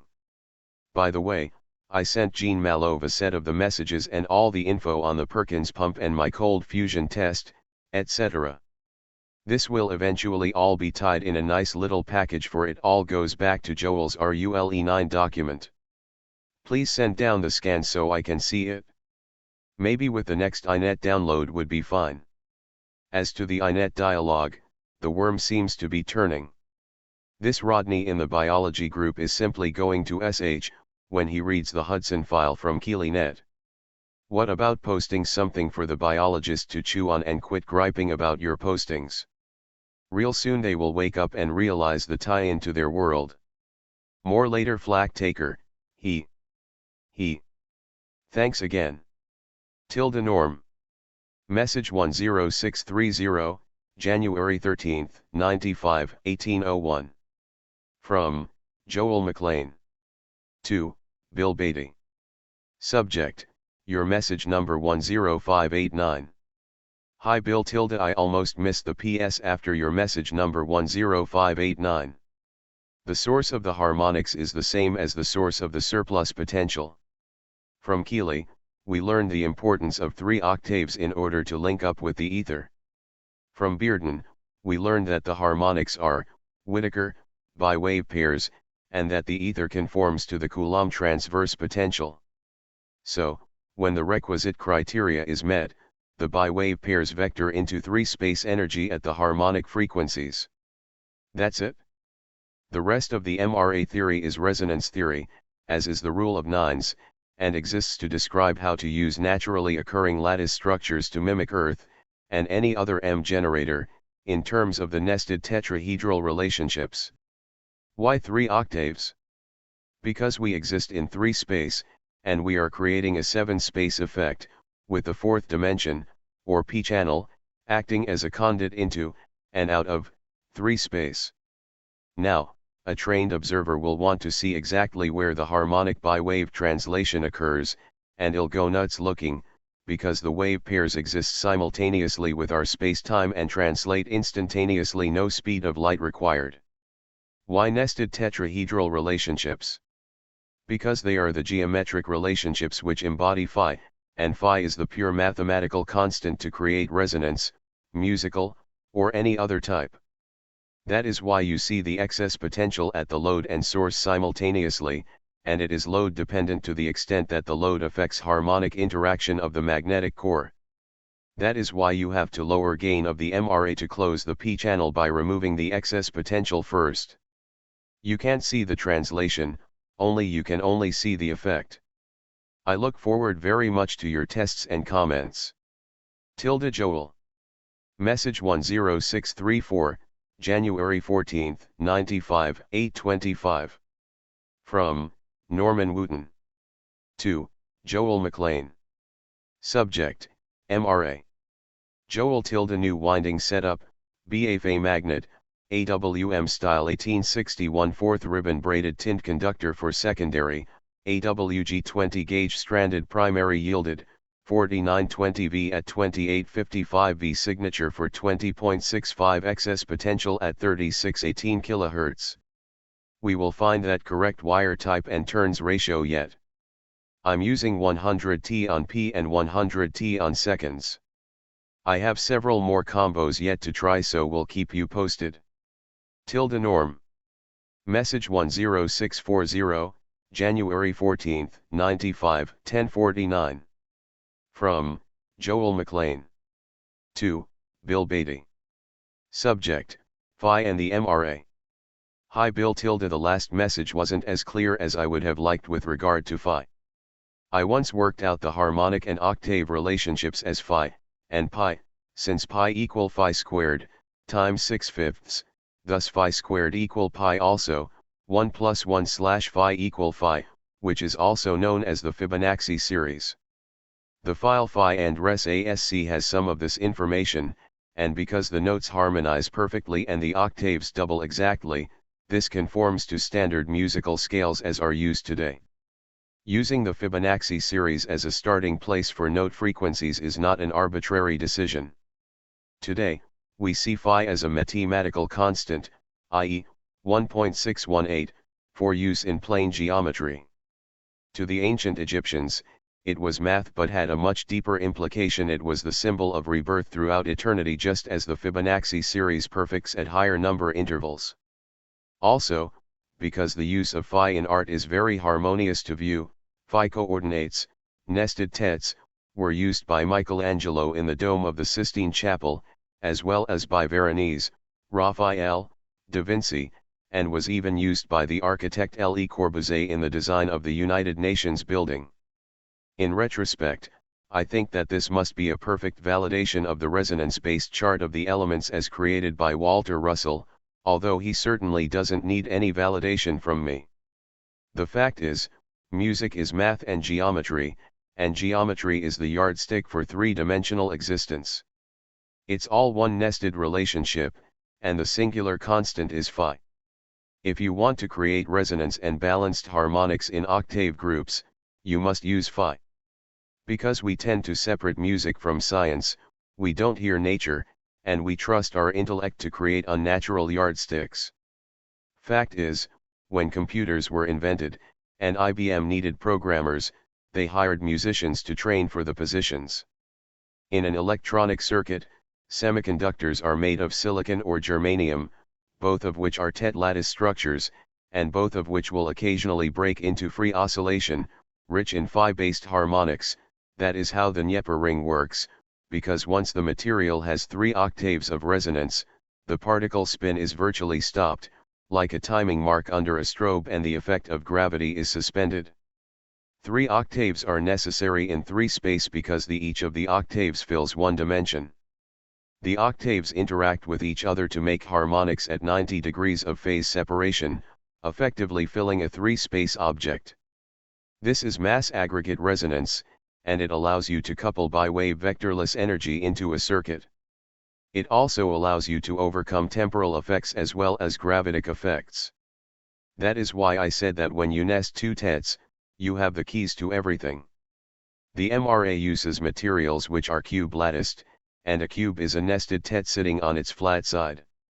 So, when you trap the harmonics on one side of a phase reverse series resonance circuit, you develop a potential which is higher than the no-load voltage of the device which is supplying the circuit. That's half of ZPE. The other half is having ferrite in the resonating core to provide electrons to match with the excess potential to create power to a load. And that's the MRA. Part of the resentment to this information is simply due to the fact that all of this was known to and possibly discovered by very ancient peoples, and we are lagging behind them today in our comprehension of science as nature, by the division of music and science, etc. Well, all I really wanted to do was to provide correlations to help tie in the octave relationships with the lattice geometry, and I hope that this information helps.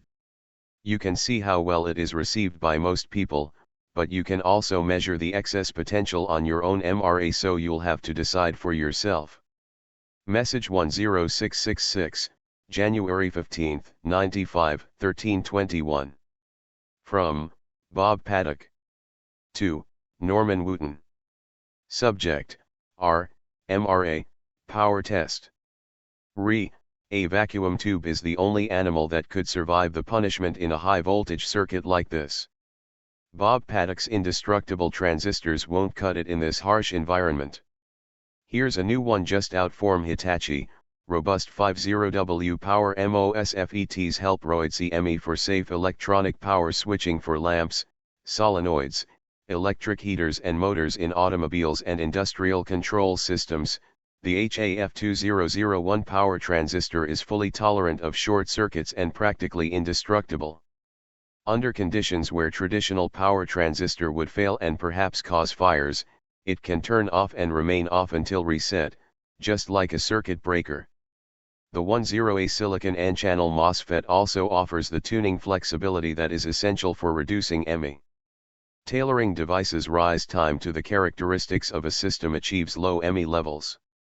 HAF2001 has a 10A ID capability, 6 VVDSS, drain to source breakdown voltage, plus 16V/28 VVGSS, gate to source breakdown voltage, ratings, 50 mOhm on resistance, and switching times, ton/TOF, as fast as 29 US/26 US.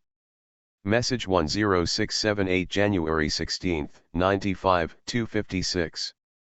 From, John Peters. To, Joel McLean. Subject, R, MMMMM. Could be. Joel tilde thanks for the insightful commentary. I've asked some math professors about quaternions and they haven't heard of them. As I am now attending college full-time, I will poke around for some info on them. I have a couple of more things for you on the MRA. After studying the schematic for the MRA, I noticed that the ultrasonic transducer would have a very high electrical Q. To get maximum power out of the circuit, I think the magnet and coil combination should also have as high a Q as possible. Can a magnet have a Q? I understand that magnets seem to produce, resonate, an output near 175 kHz. Would a stronger magnet put out a higher amplitude signal at 175 kHz? I suspect the stronger magnet, higher gauge, would have an effectively higher Q, thus possibly getting more out of the MRA. For a given transducer, has anyone noted a leveling off of output for increased strengths of magnets? Message 10680, January 16, 95, 628. From, Norman Wooten. To, John Peters. Subject, MRA. John tilde since I have been doing the testing of different winding combos and magnet material while Joel is doing the performance testing, I may be able to answer your questions as to a more powerful magnet material giving a better performance. That ain't the way it works as far as we have been able to determine. We are dealing with a phenomenon here that is hard to grasp in that we are generating in the primary of the MRA circuit what we term as excess potential. This means that the voltage across the primary input to the MRA as coming from the signal source is driven up as much as 1.9x. Example, I have a MRA running as we speak that has a signal source from the amp of 20.95 volts alternating current at 36 kHz no load, MRA out of the circuit. When I connect the MRA to the signal source, the voltage goes up to 38.27 volts alternating current for an excess potential of 17.32 volts. While stronger magnet materials such as alnico 8 and neodymium increase the excess potential seen in the circuit, we have not been able to translate it into a usable output. Still some matching problems that we may be able to work out and be able to utilize these other magnet types. We believe the answer lies in the looseness of the domains in the magnet and their ability to oscillate so we get the virtual rotation we are looking for. I'm sure that all this will be worked out and it may be possible to use anything that has a magnetic field, including the old Mother Earth. The whole idea of going public domain was to get others to experiment with the circuit so we could sort all this out faster. If Joel and I can find this phenomenon, then others should be able to help us flesh it out into something useful. My friend Mike down in Clearwater, Florida, one of Don Kelly's group, has a MRA running at unity, but he has not seen the excess potential that I described. Therefore this is an indication that his piezo is not up to snuff. We have found that the piezo is very sensitive in that it can lose its poling when you solder the input leads to it. Joel and I have a stack of piezos that just will not show the over unity we are looking for, while others work just fine. For this reason we have gone to internet in search for someone who has extensive knowledge of piezos and their applications. Thus far we have had no responses. Please experiment and help the cause. Norm. Message 10685, January 16, 95, 11:28. From Joel McLean. To John Peters. Subject: R. MMMMM. Could be. Hi John, going to college full time and still finding time to ask questions outside of your designated curriculum. I'm impressed. I'll try to make the answers worthy of the questions. The Q of the circuit, like any series resonance circuit at resonance, is very high. The MRA output follows the contours of the universal resonance chart for series resonance circuits, except for the point of intersection with input current. The current is forced low while still in the area of its linear rise according to the chart, and is at minimum at the 65% point where it should be at the knee of its peak rise. That is manifested as a very high circuit impedance, for as you know, a series resonance circuit is supposed to be a dead short at resonance except for copper losses. Because there is excess potential, i.e., the voltage level across the output terminals of the signal source which supplies the MRA is higher when connected to the MRA than it is with nothing connected to it, the MRA is not behaving like a dead short or even like an impedance, but more like a voltage supply which, as you will see, is what it is. The magnet is merely a saturable ferrite core, except that it is also a magnet in resonance, and its harmonics are being reflected, or fed back into the primary by the piezo. Here is where we have to figure this out ourselves, because there is no prior art that this has ever been done before. The result is the creation of a potential which is applied to the piezo in opposition to the supply potential, and which literally pushes back supply current which increases supply voltage.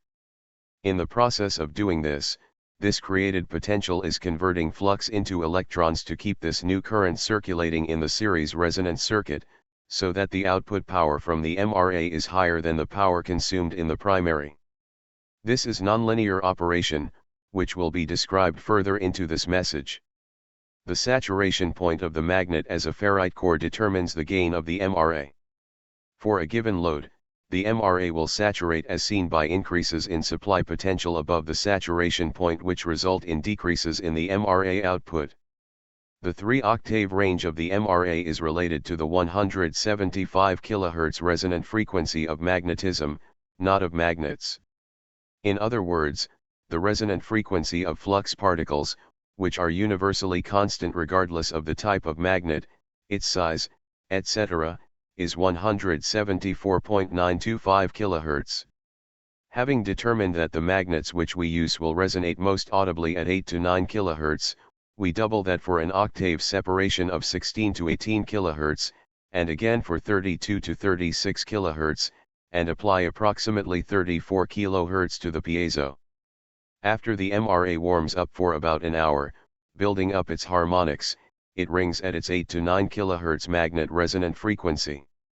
Some experimenters keep aspirin on hand because the pure ringing sound over time will really give you a wall banger of a headache. Now, here's how that relates upward to the 175 kHz. Once again, we are in new territory here, so please feel free to disagree, offer new ideas, etc. The 34 kHz mass aggregate frequency will double if the MRA is allowed to run open, and that will double if two MRAs are tied together and allowed to run open. Each doubling equal 1 octave, so at the third octave, the frequency is 136 kHz.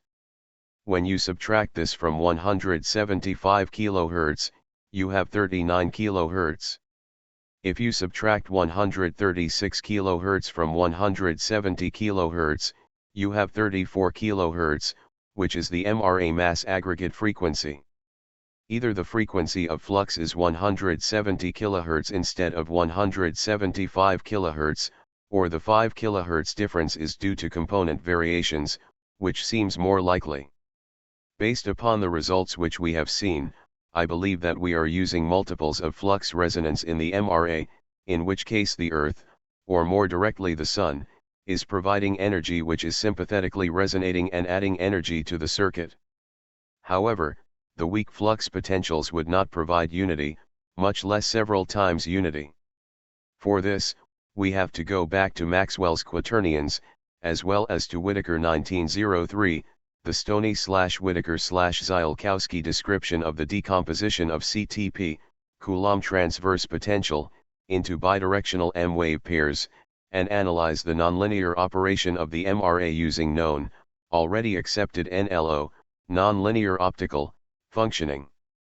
According to nonlinear optics, the piezo and primary of the MRA are connected by their CTPs, which causes slightly amplified PCR, phase conjugate replica, waves between them, which skews the energy density of the CTPs. This, most importantly, alters the ordinary isotropic distribution of potential with respect to radial direction.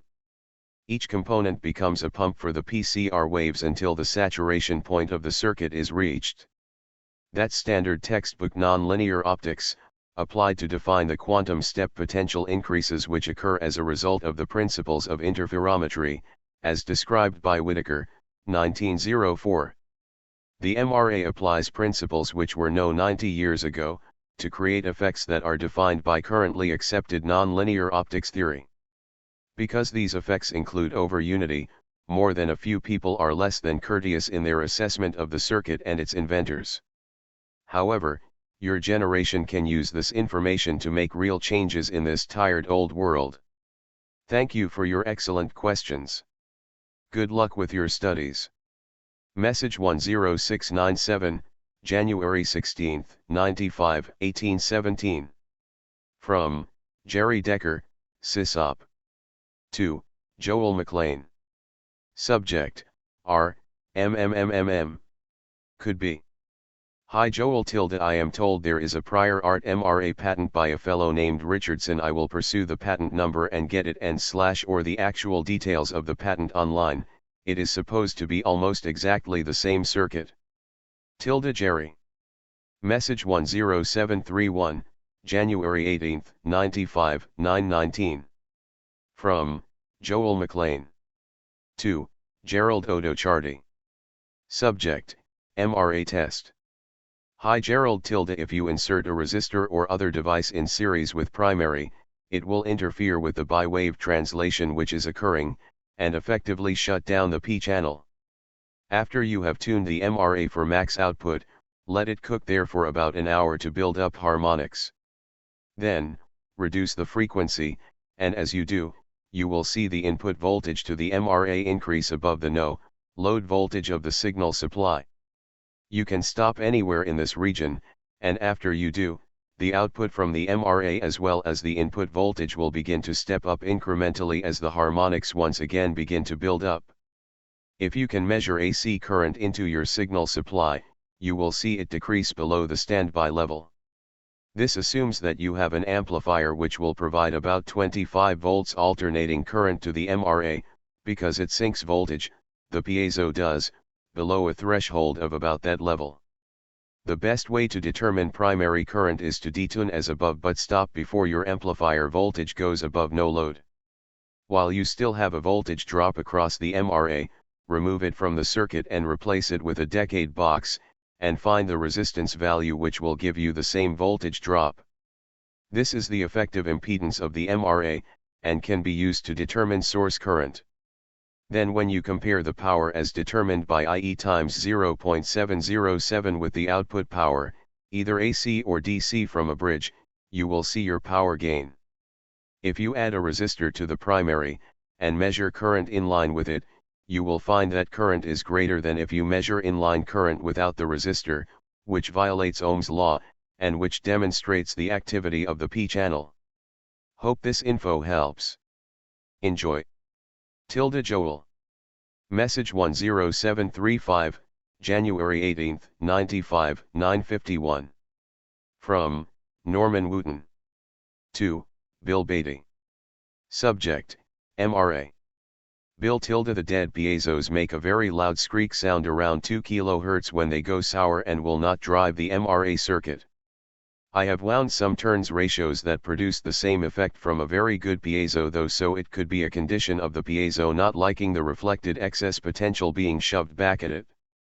Normally, when the piezo goes bad it is clinically dead, which is the reason for needing more info on the possible polling loss. I can't believe that someone out on the iNet has some valued input on this subject but has not come forward to help us out in this vague area. The biggest problem is that these piezos were designed for very special applications at precise specs, and it is not something you go down to Walmart and purchase. I had a call last night from a guy who wanted to build a MRA and was fussing about a price of $100 for a new piezo of the type we are using. Quote from the manufacturer, minimum purchase $200 for R&D sample. Thanks for the scan job, we'll get back to you later. Norm. Message 10737, January 18, 95, 11:57.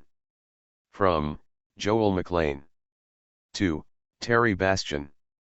Subject, flux frequency. Hi Terry. The frequency of 174.925 kHz was found while testing the Nieper ring. Because I believe that gravity is a quadrupole effect in which the spin of particles is reacting to M fields, I felt that signal injecting the Nieper ring would create field stability as seen in the scope display of the ring's harmonics at the resonant frequency of flux. The center frequency of the ring is about 1.3 MHz, and is a complex waveform with a real soup of harmonics.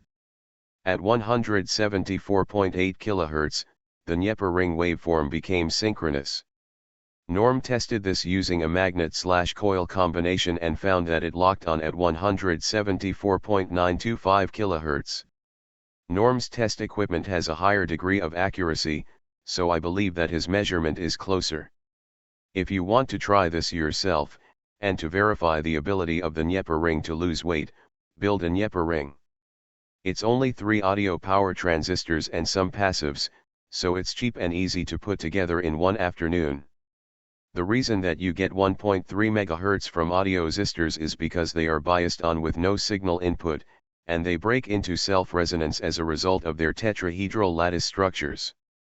The phi of the lattices determines the center frequency and harmonic relationships.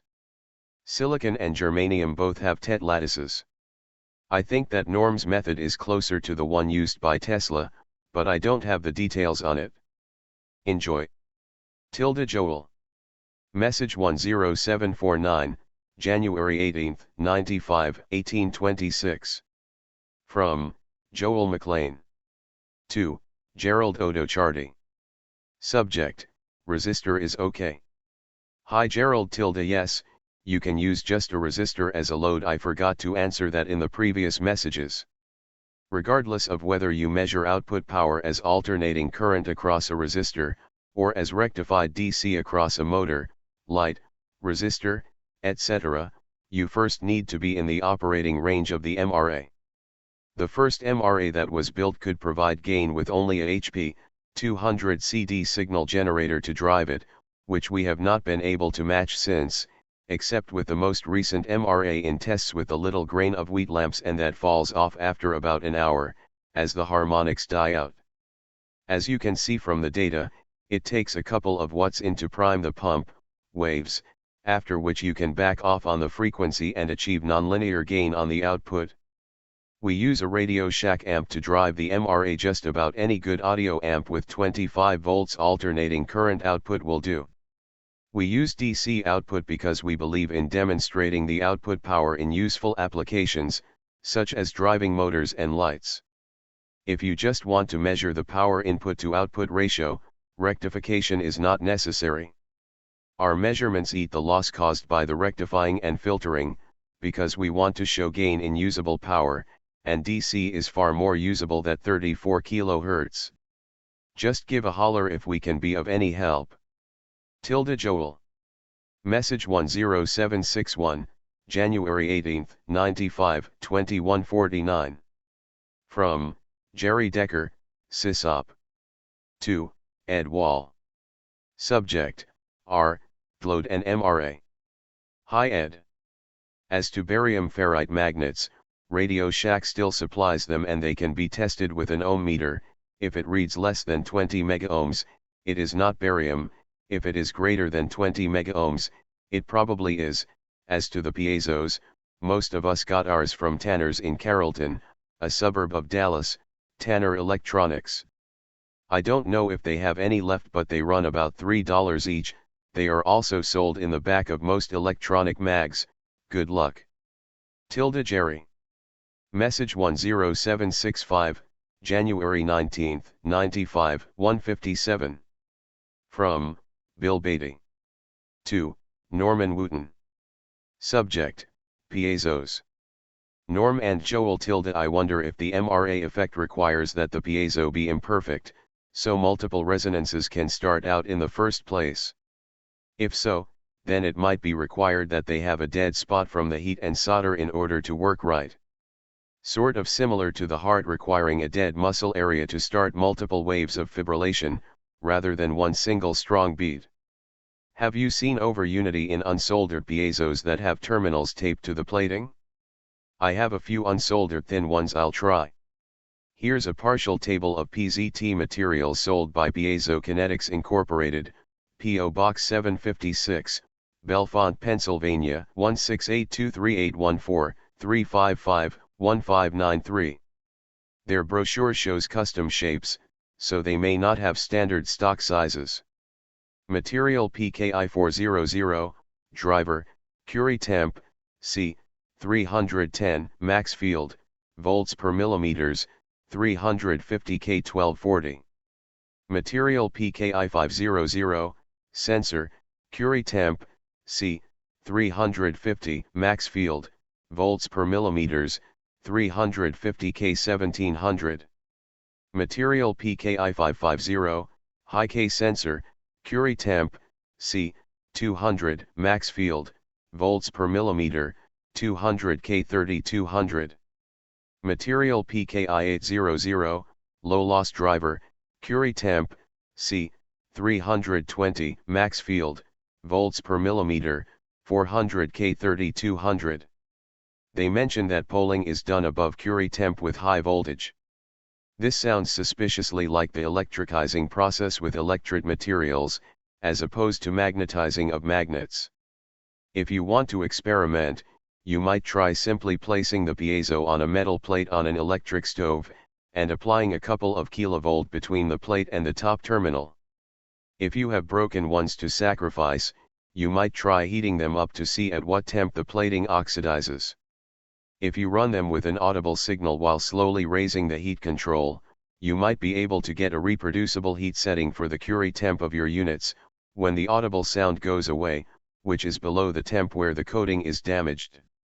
Message 10772, January 19, 95, 10:01. From, Joel McLean. 2, Jerry Decker, SysOp. Subject, barium. Hi Jerry. Been doing a little studying regarding barium. It is never found in pure form due to its reactivity. It's usually processed out of barytine, and has to be stored under kerosene to keep it pure after processing.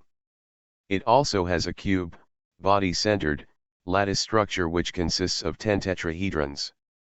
The reactivity of the barium atom causes the ether in the area of the nucleus to become semiconductive, so in a poled device, like a piezo or a magnet, there is always a certain amount of potential slippage occurring. Barium alloys seem to be ideal for sweet and MRA types of devices. When you combine that with titanium, which is also optically active, you can get a lot of energetic reaction. For this reason, there is always some time distortion or p-channel activity around these piezos and magnets, if they are poled, and regardless of whether they are energized by external potentials or not. Using resonance just widens the existing channel and skews the potentials in such a way that more subharmonics can react with the ether to translate more of the biwaves, which are there anyway, into M. A barium ferrite magnet will cause a clock or watch to run slow, not due to magnetic fields, but because the magnet is in a constant state of self-oscillation with the ether, so will a barium piezo, to a lesser extent. If you use these features to create an open system in a closed loop, you can keep the potentials moving faster than the load device can use the energy, and that is unity plus. I think maybe Sweet knew this and knew how to use it. The VTA, however, is an open system in an open loop, in that it uses the ether itself to reflect as well as to provide subharmonics, with the effect that you can't load it down.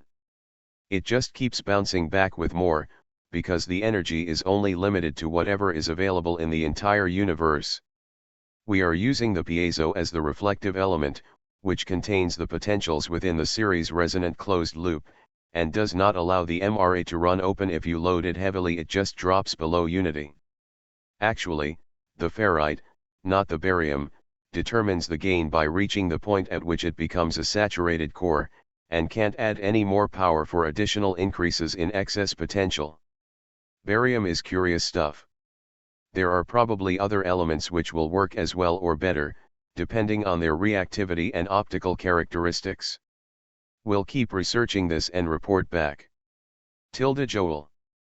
Message 10773, January 19, 95, 11 o'clock. From Joel McLean.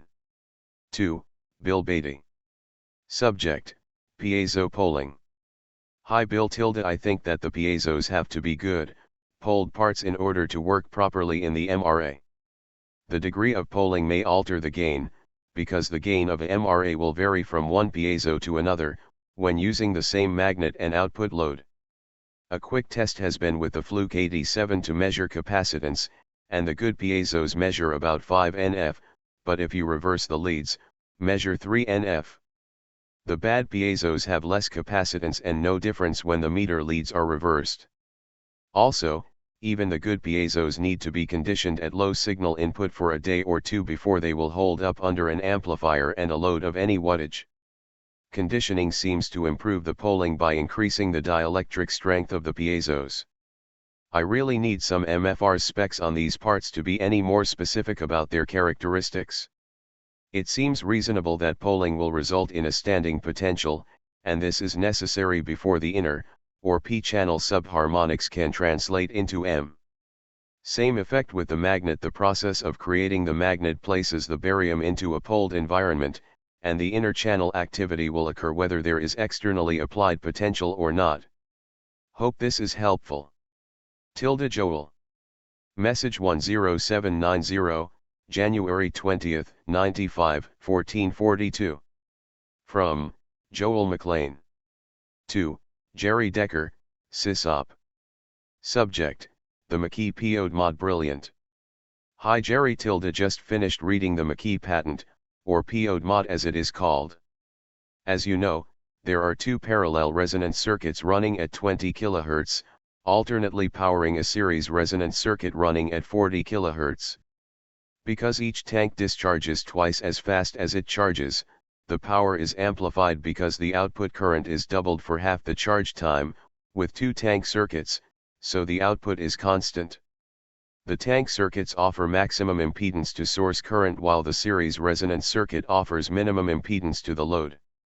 Of course, there's more. There is an LR circuit and an LC circuit in the load, so the LR causes voltage to lead current by 90 degrees, which charges the inductor while minimizing current before the LC circuit sees the potential and charges the LC circuit. Remember Eli the Iceman? McKee is driving his load almost exclusively on potential only. I read the comparison with the Tesla switch in the KeelyNet file, and by golly, this is what it is happening. While the LR is discharging into the LC, the next wave of potential is getting ready to switch to the LR. As soon as the LC uses the power, the LR replenishes it. Virtually current-free potential, made even better with the use of tunnel, or negative resistance, diodes. PO'd mod is a brilliant application of theory. The patent number, as you mentioned, is number 5,146,395 dated September 8, 1992. We should be buying these at Walmart by now. Do you know if they are in production? Message 10802, January 21, 95, 1309. From, Joel McLean. To, Woody Moffat. Subject, still going. Hi Woody. The drop-off in over unity can occur at either of the ends of the operating range, and seems to define the boundaries of operation. By either increasing load on the secondary beyond the saturation point of the permeable core, or by decreasing frequency until the subharmonics ring out, you can force the MRA below unity. There is an optimum range of output load and input frequency, wherein the nonlinear increase in input impedance creates an effective reduction of primary current, hence input power, for a disproportionately higher amount of output power. The dimensions of this range appear constant in relative terms for differing MRA configurations, although the actual parameters of center resonant frequency and output power will vary with the components. Within the optimum range, the MRA hasn't rang out through extended testing to date. Now, the effects of impedances in a circuit do not relate directly to pure resistance, but the average value of each has the same effect on circuit current. This is especially true of a series resonant circuit because the reactances cancel, leaving only resistance. While this is true within the resonant range of the circuit, the individual effects of XL and XC become more pronounced as you move either above or below the center resonant frequency. We wish we had the type of equipment which would allow millisecond by millisecond analysis of the MRA with simultaneously monitored voltages and currents, so that we could then plot the coordinates as vectors. Lacking that, we turn the MRA over to those who have knowledge superior to ours, and the tools to test the MRA properly. Obviously, we have a great respect for these people and we anxiously await their reviews and analyses. If there are hidden variables which average value testing cannot see, they will be found, and the effects will be clearly defined in terms of power. You know as well as anyone that there are always hidden variables in anything, so it remains to be seen how much they will affect the power gains which we measure as average values. We can use, and accept, Thevenin's theorem, but we also know Murphy, so reality is somewhere in between. Thanks, dude. Joel. Message 10818, January 22, 95, 1502. From, David Weiland. To, Norman Wooten. Subject, MRA experiments. Sources. DigiKey, 1-800-344-4539, is a great electronics and semiconductor mail order catalog company. Just call the 800 number and they will send you a catalog every month or two. They take credit cards, and they ship in 24 hours. I have used them quite often, and they are good. You already know about these guys, but I thought I would give them a plug anyway. Newark Electronics, 1-800-298-3133 extension 48, is another good mail order catalog company. Their catalog is much bigger, more industrial and has a wide variety of parts, particularly transistors. Their catalog comes out yearly and is about 2 thick. Edmunds Scientific, 1-609-573-6250, in Barrington, New Jersey, carries magnets and other scientific equipment for the experimenter and industrial market. They are well known and have been around for a while. Electronic Engineer's Master, EEM, is a 4-volume set of reference books supplied yearly for free to engineers. The EEM publisher's number in New York is 516-227-1300. They list the manufacturers of just about anything that has wires hanging out of it, including crystals and magnets. If you want more info on these, let me know. EEM shows Morgan Matrock as an ultrasonic crystal transducer manufacturer, PGB, 1971 of the 1995 edition, Volume B. The pictures and text say they make these type of crystals. You might want to check them out. Their addresses, Morgan Matrock, include 232 Forbes Road, Bedford, Ohio 44146, 216-232-8600, 216-232-8731, fax McMaster Car Supply Company, 310-692-5911, is a big industrial supply catalog. They sell everything for the factory including magnets. They have a 2700 plus page catalog with 5 pages of Alnico, ceramic and other magnets for industrial use. Alnico rectangular bar magnets go to 1x1x6, for example. These people do quite big, industrial business. The problem will be to get their attention for a small order. High power devices, you need some high power transistors? They are available. The International Rectifier IGBT, insulated gate bipolar transistor, devices should do for most anything. The IRGPF40 is rated at 1200 volts at 29 amps for $9 in quantity of 1 from DigiKey. That's about 35 kilowatts switching in one device. Modules with these voltage ratings at currents into the hundreds of amps are also available. This is overkill as an example. A wide variety of bipolar and MOSFET devices, both NPN, N-channel, and PNP, P-channel, are available for a few dollars at voltages up to 450 volts and several amperes. Self-powered MRA, the final proof of the MRA pudding will be self-sustaining operation without external power input. If you can get a clean DC watt out of an MRA from nowhere, you will have something tough to deny. I know, I have a firm grasp of the obvious. By pumping out an excess watt equal 1 joule/second, you will quickly eliminate other explanations of where the power comes from, such as using up the energy of magnetization of the magnet, for example. Each day of operation would yield about 90,000 joules. You can compare this against the energy of magnetization of the core, or even against nitroglycerin in terms of joules/kilogram. Here are 2 direct ways for self-powering the MRA that I can think of. 1. Make a DC-powered sine wave oscillator and amplifier combination to drive the MRA, with the DC power for the oscillator/amplifier combination coming, eventually, from the MRA output. First, you power up the MRA using a battery or other external supply. When the MRA is up and running, you switch over to MRA power. David C. Weiland. Message 10820, January 22, 95, 1552. From, Jim Ubin. 2, Norman Wooten. Subject, MRA Design Ideas W/R/TVTA. Hi Norm. I have been avidly following the MRA updates since being alerted to its existence by Mr. Don Kelly.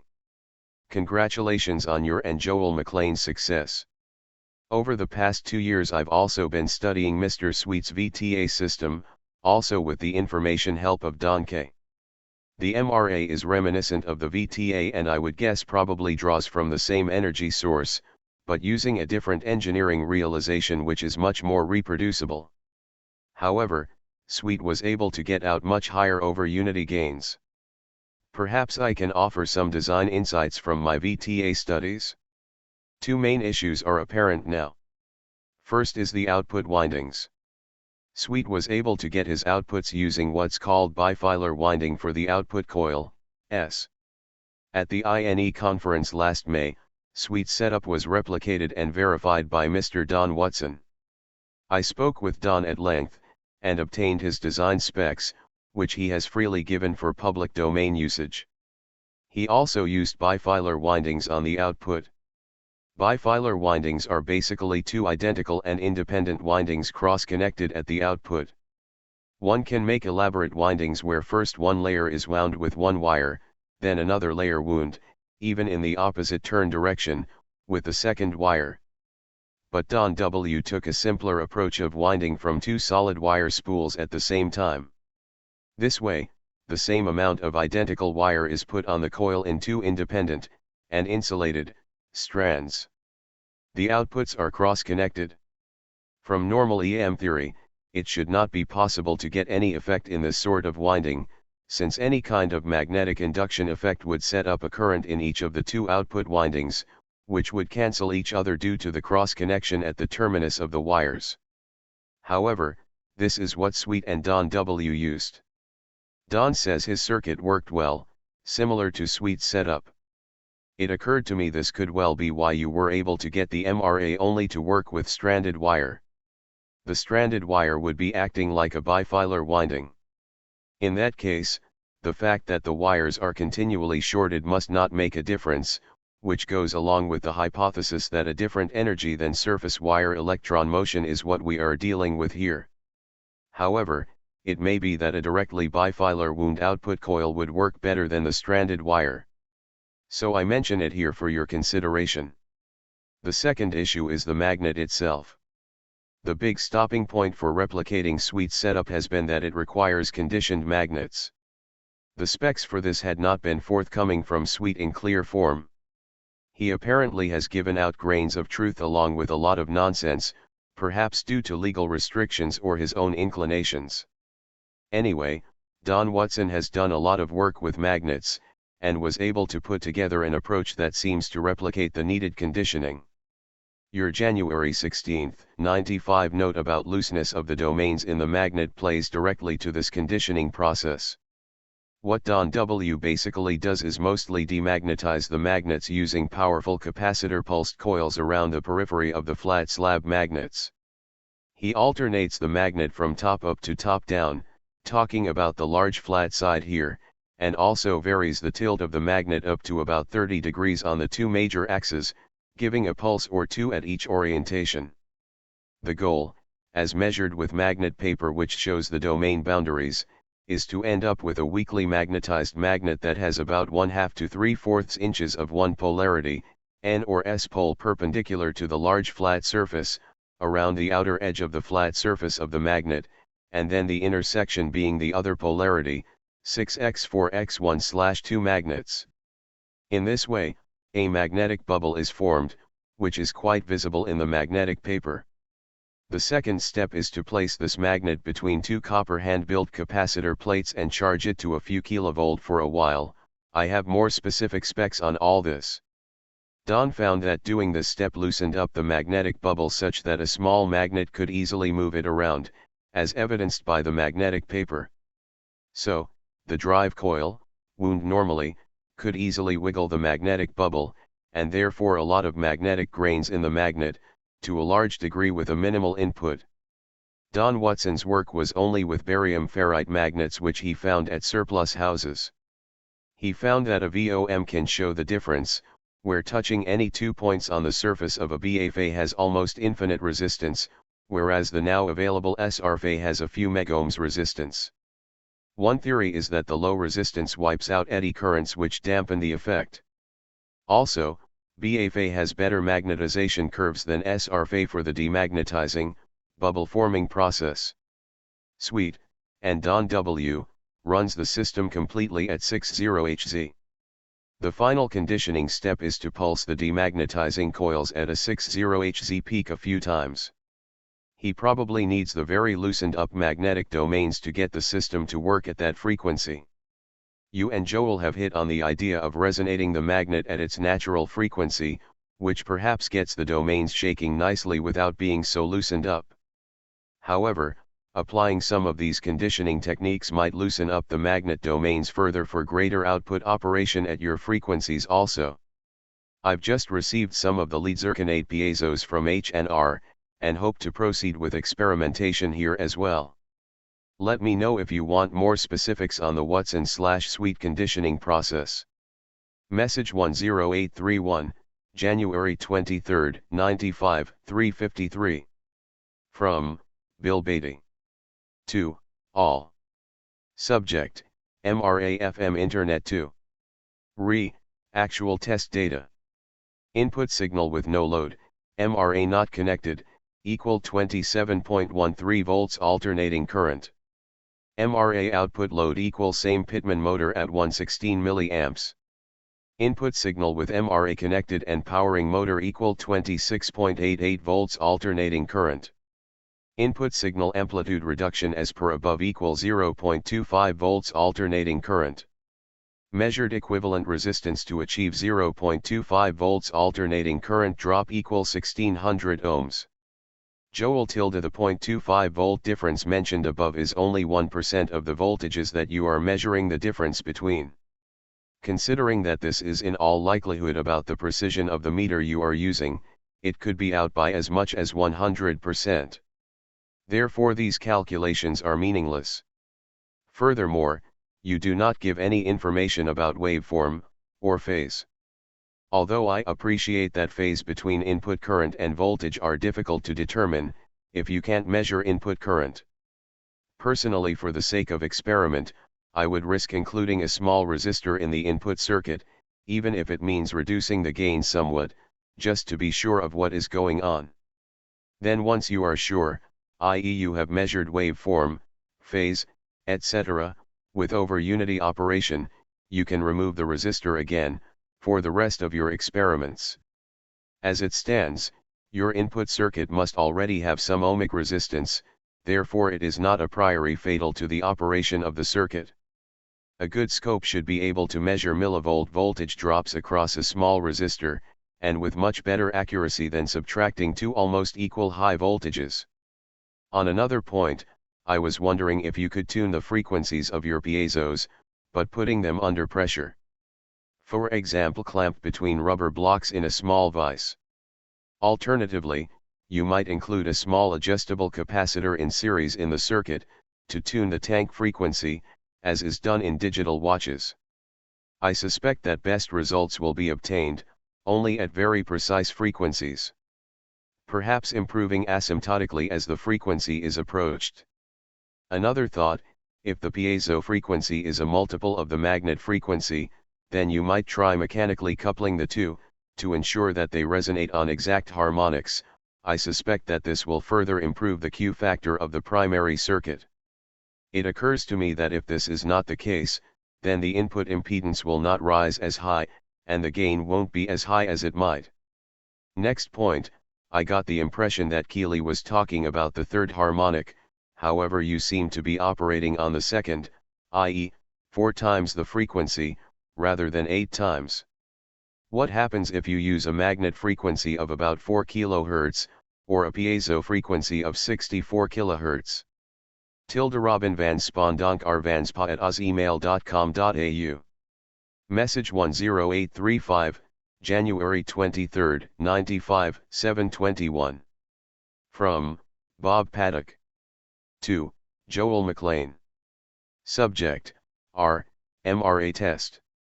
If you insert a resistor or other device in series with primary, it will interfere with the bi-wave translation which is occurring, and effectively shut down the P channel. One of the designs I've been toying with uses SENFETs, MOSFETs that have galvanic current mirror outputs, which should not interfere like a series resistor. Message 10858, January 23, 95, 12:56. From Joel McLean. To Bill Beatty. Subject: reply for Peter Reitz. In answer to your questions. 1. We believe that barium is a singularity. It is highly reactive, it has a cube lattice structure, and it has a weight of 137.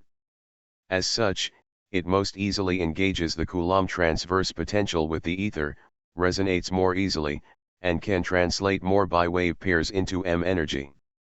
2. We haven't found any correlation with the physical location of the piezo relative to the magnet, in terms of performance. 3. The shape of the magnet might matter. We don't know because we have been working with the same generally oblong rectangular shape all along. 4. The dominant frequency is the frequency applied. There are other frequencies apparent, similar to the noise that you see in a transistor circuit. This noise is riding on the dominant frequency, and becomes more apparent as the MRA warms up. In operation, the MRA is energized at peak resonance for an hour, and then detuned by approximately 140 to 160 Hz, which causes the effective impedance of the primary to increase by 10 or more times, while only slightly reducing the output power. We use an audio amplifier to provide the input, with a signal generator feeding the amplifier. The amplifier has an impedance matching transformer for its output, and we use the highest impedance tap of the transformer secondary. A sine wave input is necessary, as is stranded wire. We wind the secondary first, and the primary over it. We are using step-down ratios of 2:1 from primary to secondary. All of the above is not to say that there are not better ways of doing it, these are only how we are doing it, and other methods may yield better results. A friend is in the process of building a low-power sine wave generator which we plan to use for a self-sustaining mode of operation. We believe that the generator should be able to provide 20 to 30 VAC at 150 mA maximum, for the warm-up, and be tunable within 30 to 40 kHz. We will use rechargeable batteries to start and maintain the circuit. Good luck to you in your studies. Joel. Message 10880, January 24, 95, 1040. From Joel McLean. 2. All. Subject, MRA evaluation by IAS. Late yesterday, I received a fax from Hal Puthoff and Scott Little at the Institute for Advanced Studies at Austin. Hal confirmed the measurements which we had documented for both load and no-load operation of the MRA. However, different conclusions were reached with regard to interpretation of the measurements which do not support over-unity gain. While we are still in dialogue with Hal and Scott with regard to the interpretation of the measurements, I felt it best to share this information with all interested KeelyNetters, along with a sincere thank you to Hal and Scott for their kind and generous assistance in the test of the MRA.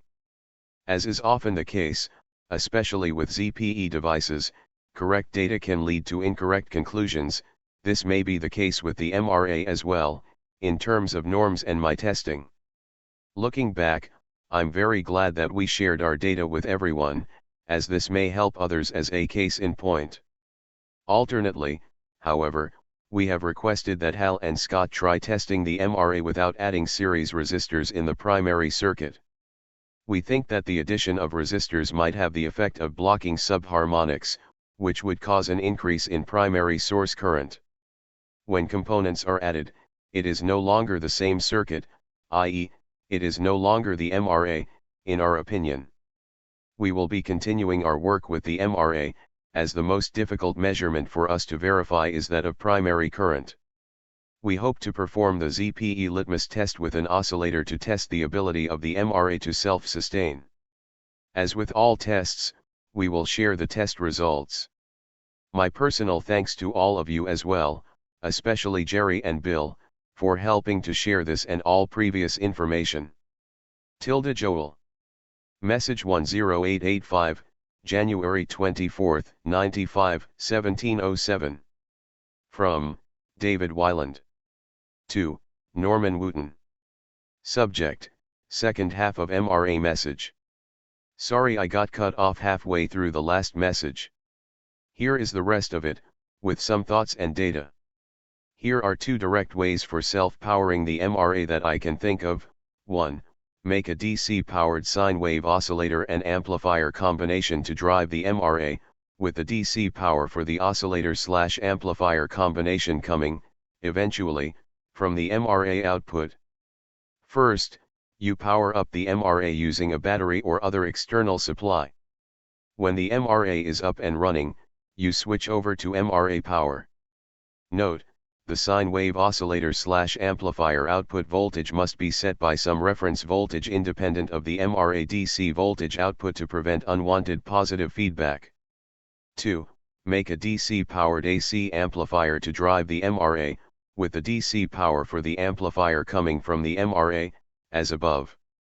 Have the amplifier input driven by the signal generator through an opto-isolator, or even a fiber optic cable, if you want to spend a few dollars more.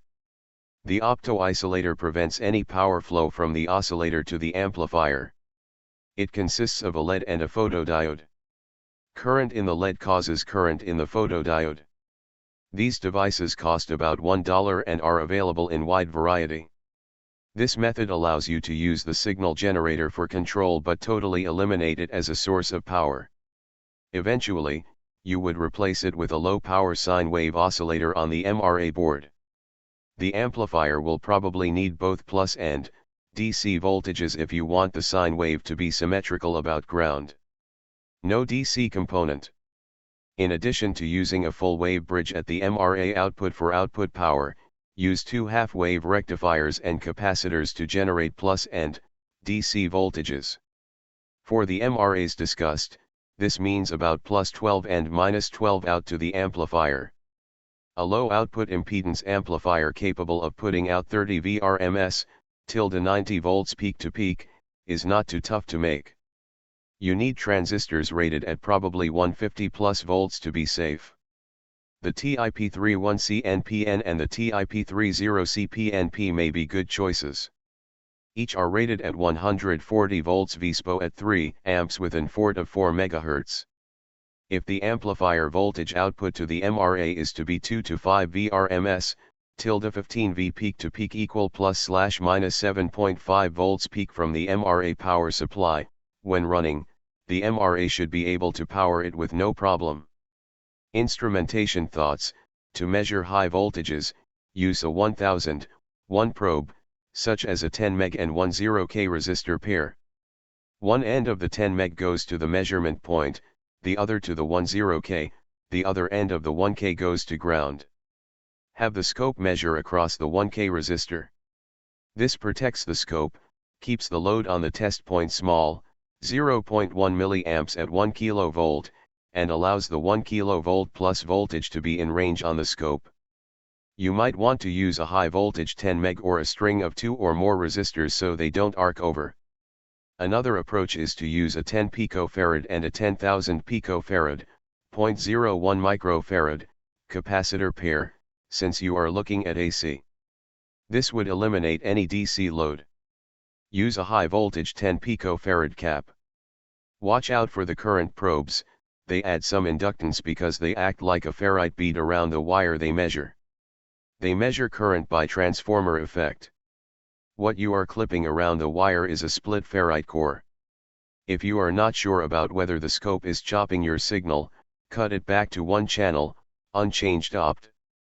By the way, chop rates of 100 to 500 kHz are common, and so are chopped scope artifacts if your signal happens to be near some phase-locked harmonic of the chop rate.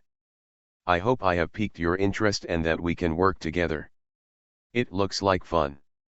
David C. Weiland. Message 10903, January 25, 95, 1332. From Joel McLean. To Norman Wooten. Subject: more testing, Igor. Hi Norm. I had a most illuminating conversation with Hal today. I've asked him to keep the MRA for as long as he feels that it has anything to offer him as a device for testing. At this point, he may be about done with it, as it appears not to be above unity. The key to this is not in the reduction of current, which occurs as we have seen, but in the cosine of the phase angle, which changes as the circuit is detuned. Thus it is possible to have a vastly reduced current in combination with a measurable increase in terminal voltage and still have a relative increase in input power. Reactance, which alters the phase angle, becomes more prominent as the MRA is detuned. Now, I think that this is minimal as long as we are within the bandwidth of the universal resonance chart, but I could be wrong. If this is what is happening, and Hal's test provides data which indicates that this is the case, then the phase angle changes should be directly measurable. I'm not completely convinced, and won't be until we have quantified this. The other indications which we have seen, such as the reduction in output current from the drive resistor of the amp, and the net reduction in AC current to the amp, and the tests with the grain of wheat lamps, and other tests, lead me to believe that there is something more going on here. I mentioned that we are going ahead with the plan to build an oscillator to test the MRA in self-sustaining mode, and that the oscillator must be inductively coupled to the MRA. I've asked Hal to test the MRA using inductive coupling via an isolation XFMR and to omit the series resistor. This would eliminate the local value of impedance, i.e., the resistor, which is replacing the distributed resistances in the tuned circuit. The inductive coupling will provide the same E and I lead-lag relationships which we have in our own tests. I hope that everyone is aware that I have the utmost respect for and confidence in Hal and his staff. Sometimes typed messages are subject to wrong interpretation, and I really do not want that to be the case here. I genuinely respect them and the efforts which they have given in the test of the MRA. I understand the conclusions which they have reached, and am gratified that they have verified the accuracy of our measurements. Hopefully, this will put to rest all of the doubts concerning the accuracy of our measurements, frequency range of test equipment, etc. We differ only in the interpretation of those measurements as related to input power. I would hope that any inventor of a device of this type would have the advantage of a review by Hal Puthoff.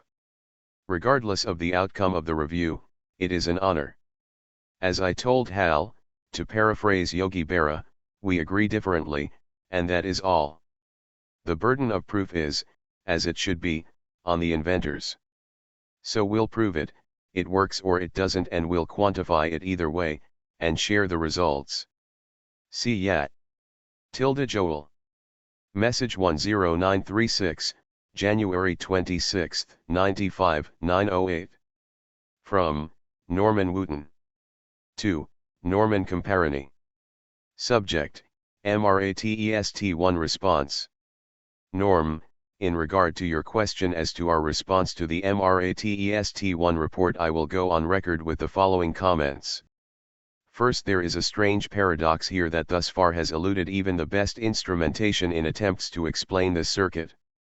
Let's say before going any further that I, as does Joel, personally appreciate the efforts of Hal and Scott in their analysis of the MRA device and look forward to working with them in the future in further testing when we can nail down what is really going on in the circuit.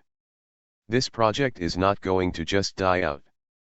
I personally have 3 EA Super MRA devices on my bench which do some rather interesting things which defy all explanation by conventional M theory. I will stand by my statement that there is a phenomenon here that has eluded all attempts to explain the circuit even with the most sophisticated digital equipment. Case in point, MRA that I call Big Coil 1, input is 80.2 volts alternating current at 798 Hz across a grain of wheat bulb, glows very dim, with an output of 52.7 VDC into a load of 2 EA. Parallel, 48 volts panel lamps drawing 3.42 watts at a current of 61.5 milliamps. Will some electronics engineer out there tell me how a tiny grain of wheat bulb with 80.2 volts alternating current applied across it in series with the MRA circuit pass enough current to drive the observed load of 3.42 watts? Any and all explanations will be accepted and considered. Wouldn't you agree that something real strange is going on here? To show you that this dog is not going to lay down and die is evidenced by my latest MRA that I constructed last night, which does the following: input, 53.5 volts alternating current at 33,600 Hz with an output of 122 VDC into a resistive load of a standard light bulb rated 120 volts 13.5 watts burning very brightly. Input current? Well, let's put it this way, I placed a small miniature Radio Shack lamp rated at 6V at 0.25A in series with the MRA input, and the tiny little lamp was burning very bright while sustaining the output load. Keep in mind that we are dissipating power in the form of heat and light in the series resistive load in the input side of the circuit. Therefore the question arises as to what is the effective voltage and current across the piezo and primary coil of the MRA circuit. Does conventional bridge or series resistance calculations apply? If so, then will you figure it out and get back to me as to your explanation? I told you it wouldn't be easy. Norm. Message 10938, January 26, 95, 946. From, Joel McLean. 2, Norman Wooten. Subject, circulating currents. Hi Norm. Those are some very impressive figures on the Magnum. Actually, the input current is as low as it seems, but the phase angle is altered by the reactance, capacitance, of the primary. Since the power factor is the cosine of the phase angle, the input power may be greater than it would appear even with the lower current. That is the basis of Hal's conclusion, as I understand it. However, If the phase shift is occurring and is isolated from the source, as with the auto transformer example, then the power increase as a result of phase shift is affecting the power in the MRA only. Therein lies the rub. It appears that this is the case because of the net reduction in AC power to the amplifier, below standby, and because of the extremely high impedance of the primary as seen by the tiny amount of current in the grain of wheats, and none of that even considers the effects of mass aggregate resonance. Now, when the autoxmers would short out, the effect would be the same as if either half of the autoxmer was connected to a 1 ohm pure resistance, 0.00000000000. With 480 volts alternating current applied, the current coil 1 ohm coil would be 480 amps, and the I*E is 230,400. However, the line fuses still see a net inductance. These fuses are rated at 480 volts alternating current and 100 amps, so their I*E is only 48,000, but they will not blow. The windings heat up and burn out. The massive current in the shorted turns is referred to as circulating current, because it circulates in the windings as a result of the phase shift across a pure value of resistance. If the line were seeing the power in the shorted windings, the fuses would blow but the line can't see it. There exists a ratio of 5 times the power which the line sees as opposed to the power being dissipated. Is that above unity? Well, to a fuse or a watt-hour meter it is. Because the MRA drives the amplifier below standby current for the same line voltage, I'd guess that the effect is related. The isolation is the key with the autoxmer. The shorted windings are isolated from the line fuses by the net inductance of the coil. With the MRA, the isolation XFMR of the amplifier is the key as long as resistances remains distributed. I think testing with a self-powering MRA will prove or disprove it, one way or the other. Adding a pure resistive value in the inductive path of the MRA may represent the shorted turn in the autoxmer maximum circulating current which the source does not see, but which gives the appearance of a lot of power into the MRA from the source. Again. Come to think of it, the autoxmer example sounds like Russell's device, doesn't it? And the shorted winding seems like a caduceus turn. Anybody can feel free to jump in here. Ideas. Joel. Message 10971, January 27, 95, 11:30. From David Weiland. 2. Norman Wooten. Subject, MRA testing. Norm. Here are some thoughts on MRA testing. I think a critical test is to measure the input current. You could do this by putting a 1 ohm resistor in series with the return lead of the MRA and measuring the voltage across the resistor with a scope. You can make the 1 ohm resistor out of 10 10 ohm resistors in parallel, which you should get able to get at Radio Shack. Even 5% carbon comps should work to begin with because you are looking for an order of magnitude. If you have grounding problems between the scope and the amplifier, you could A.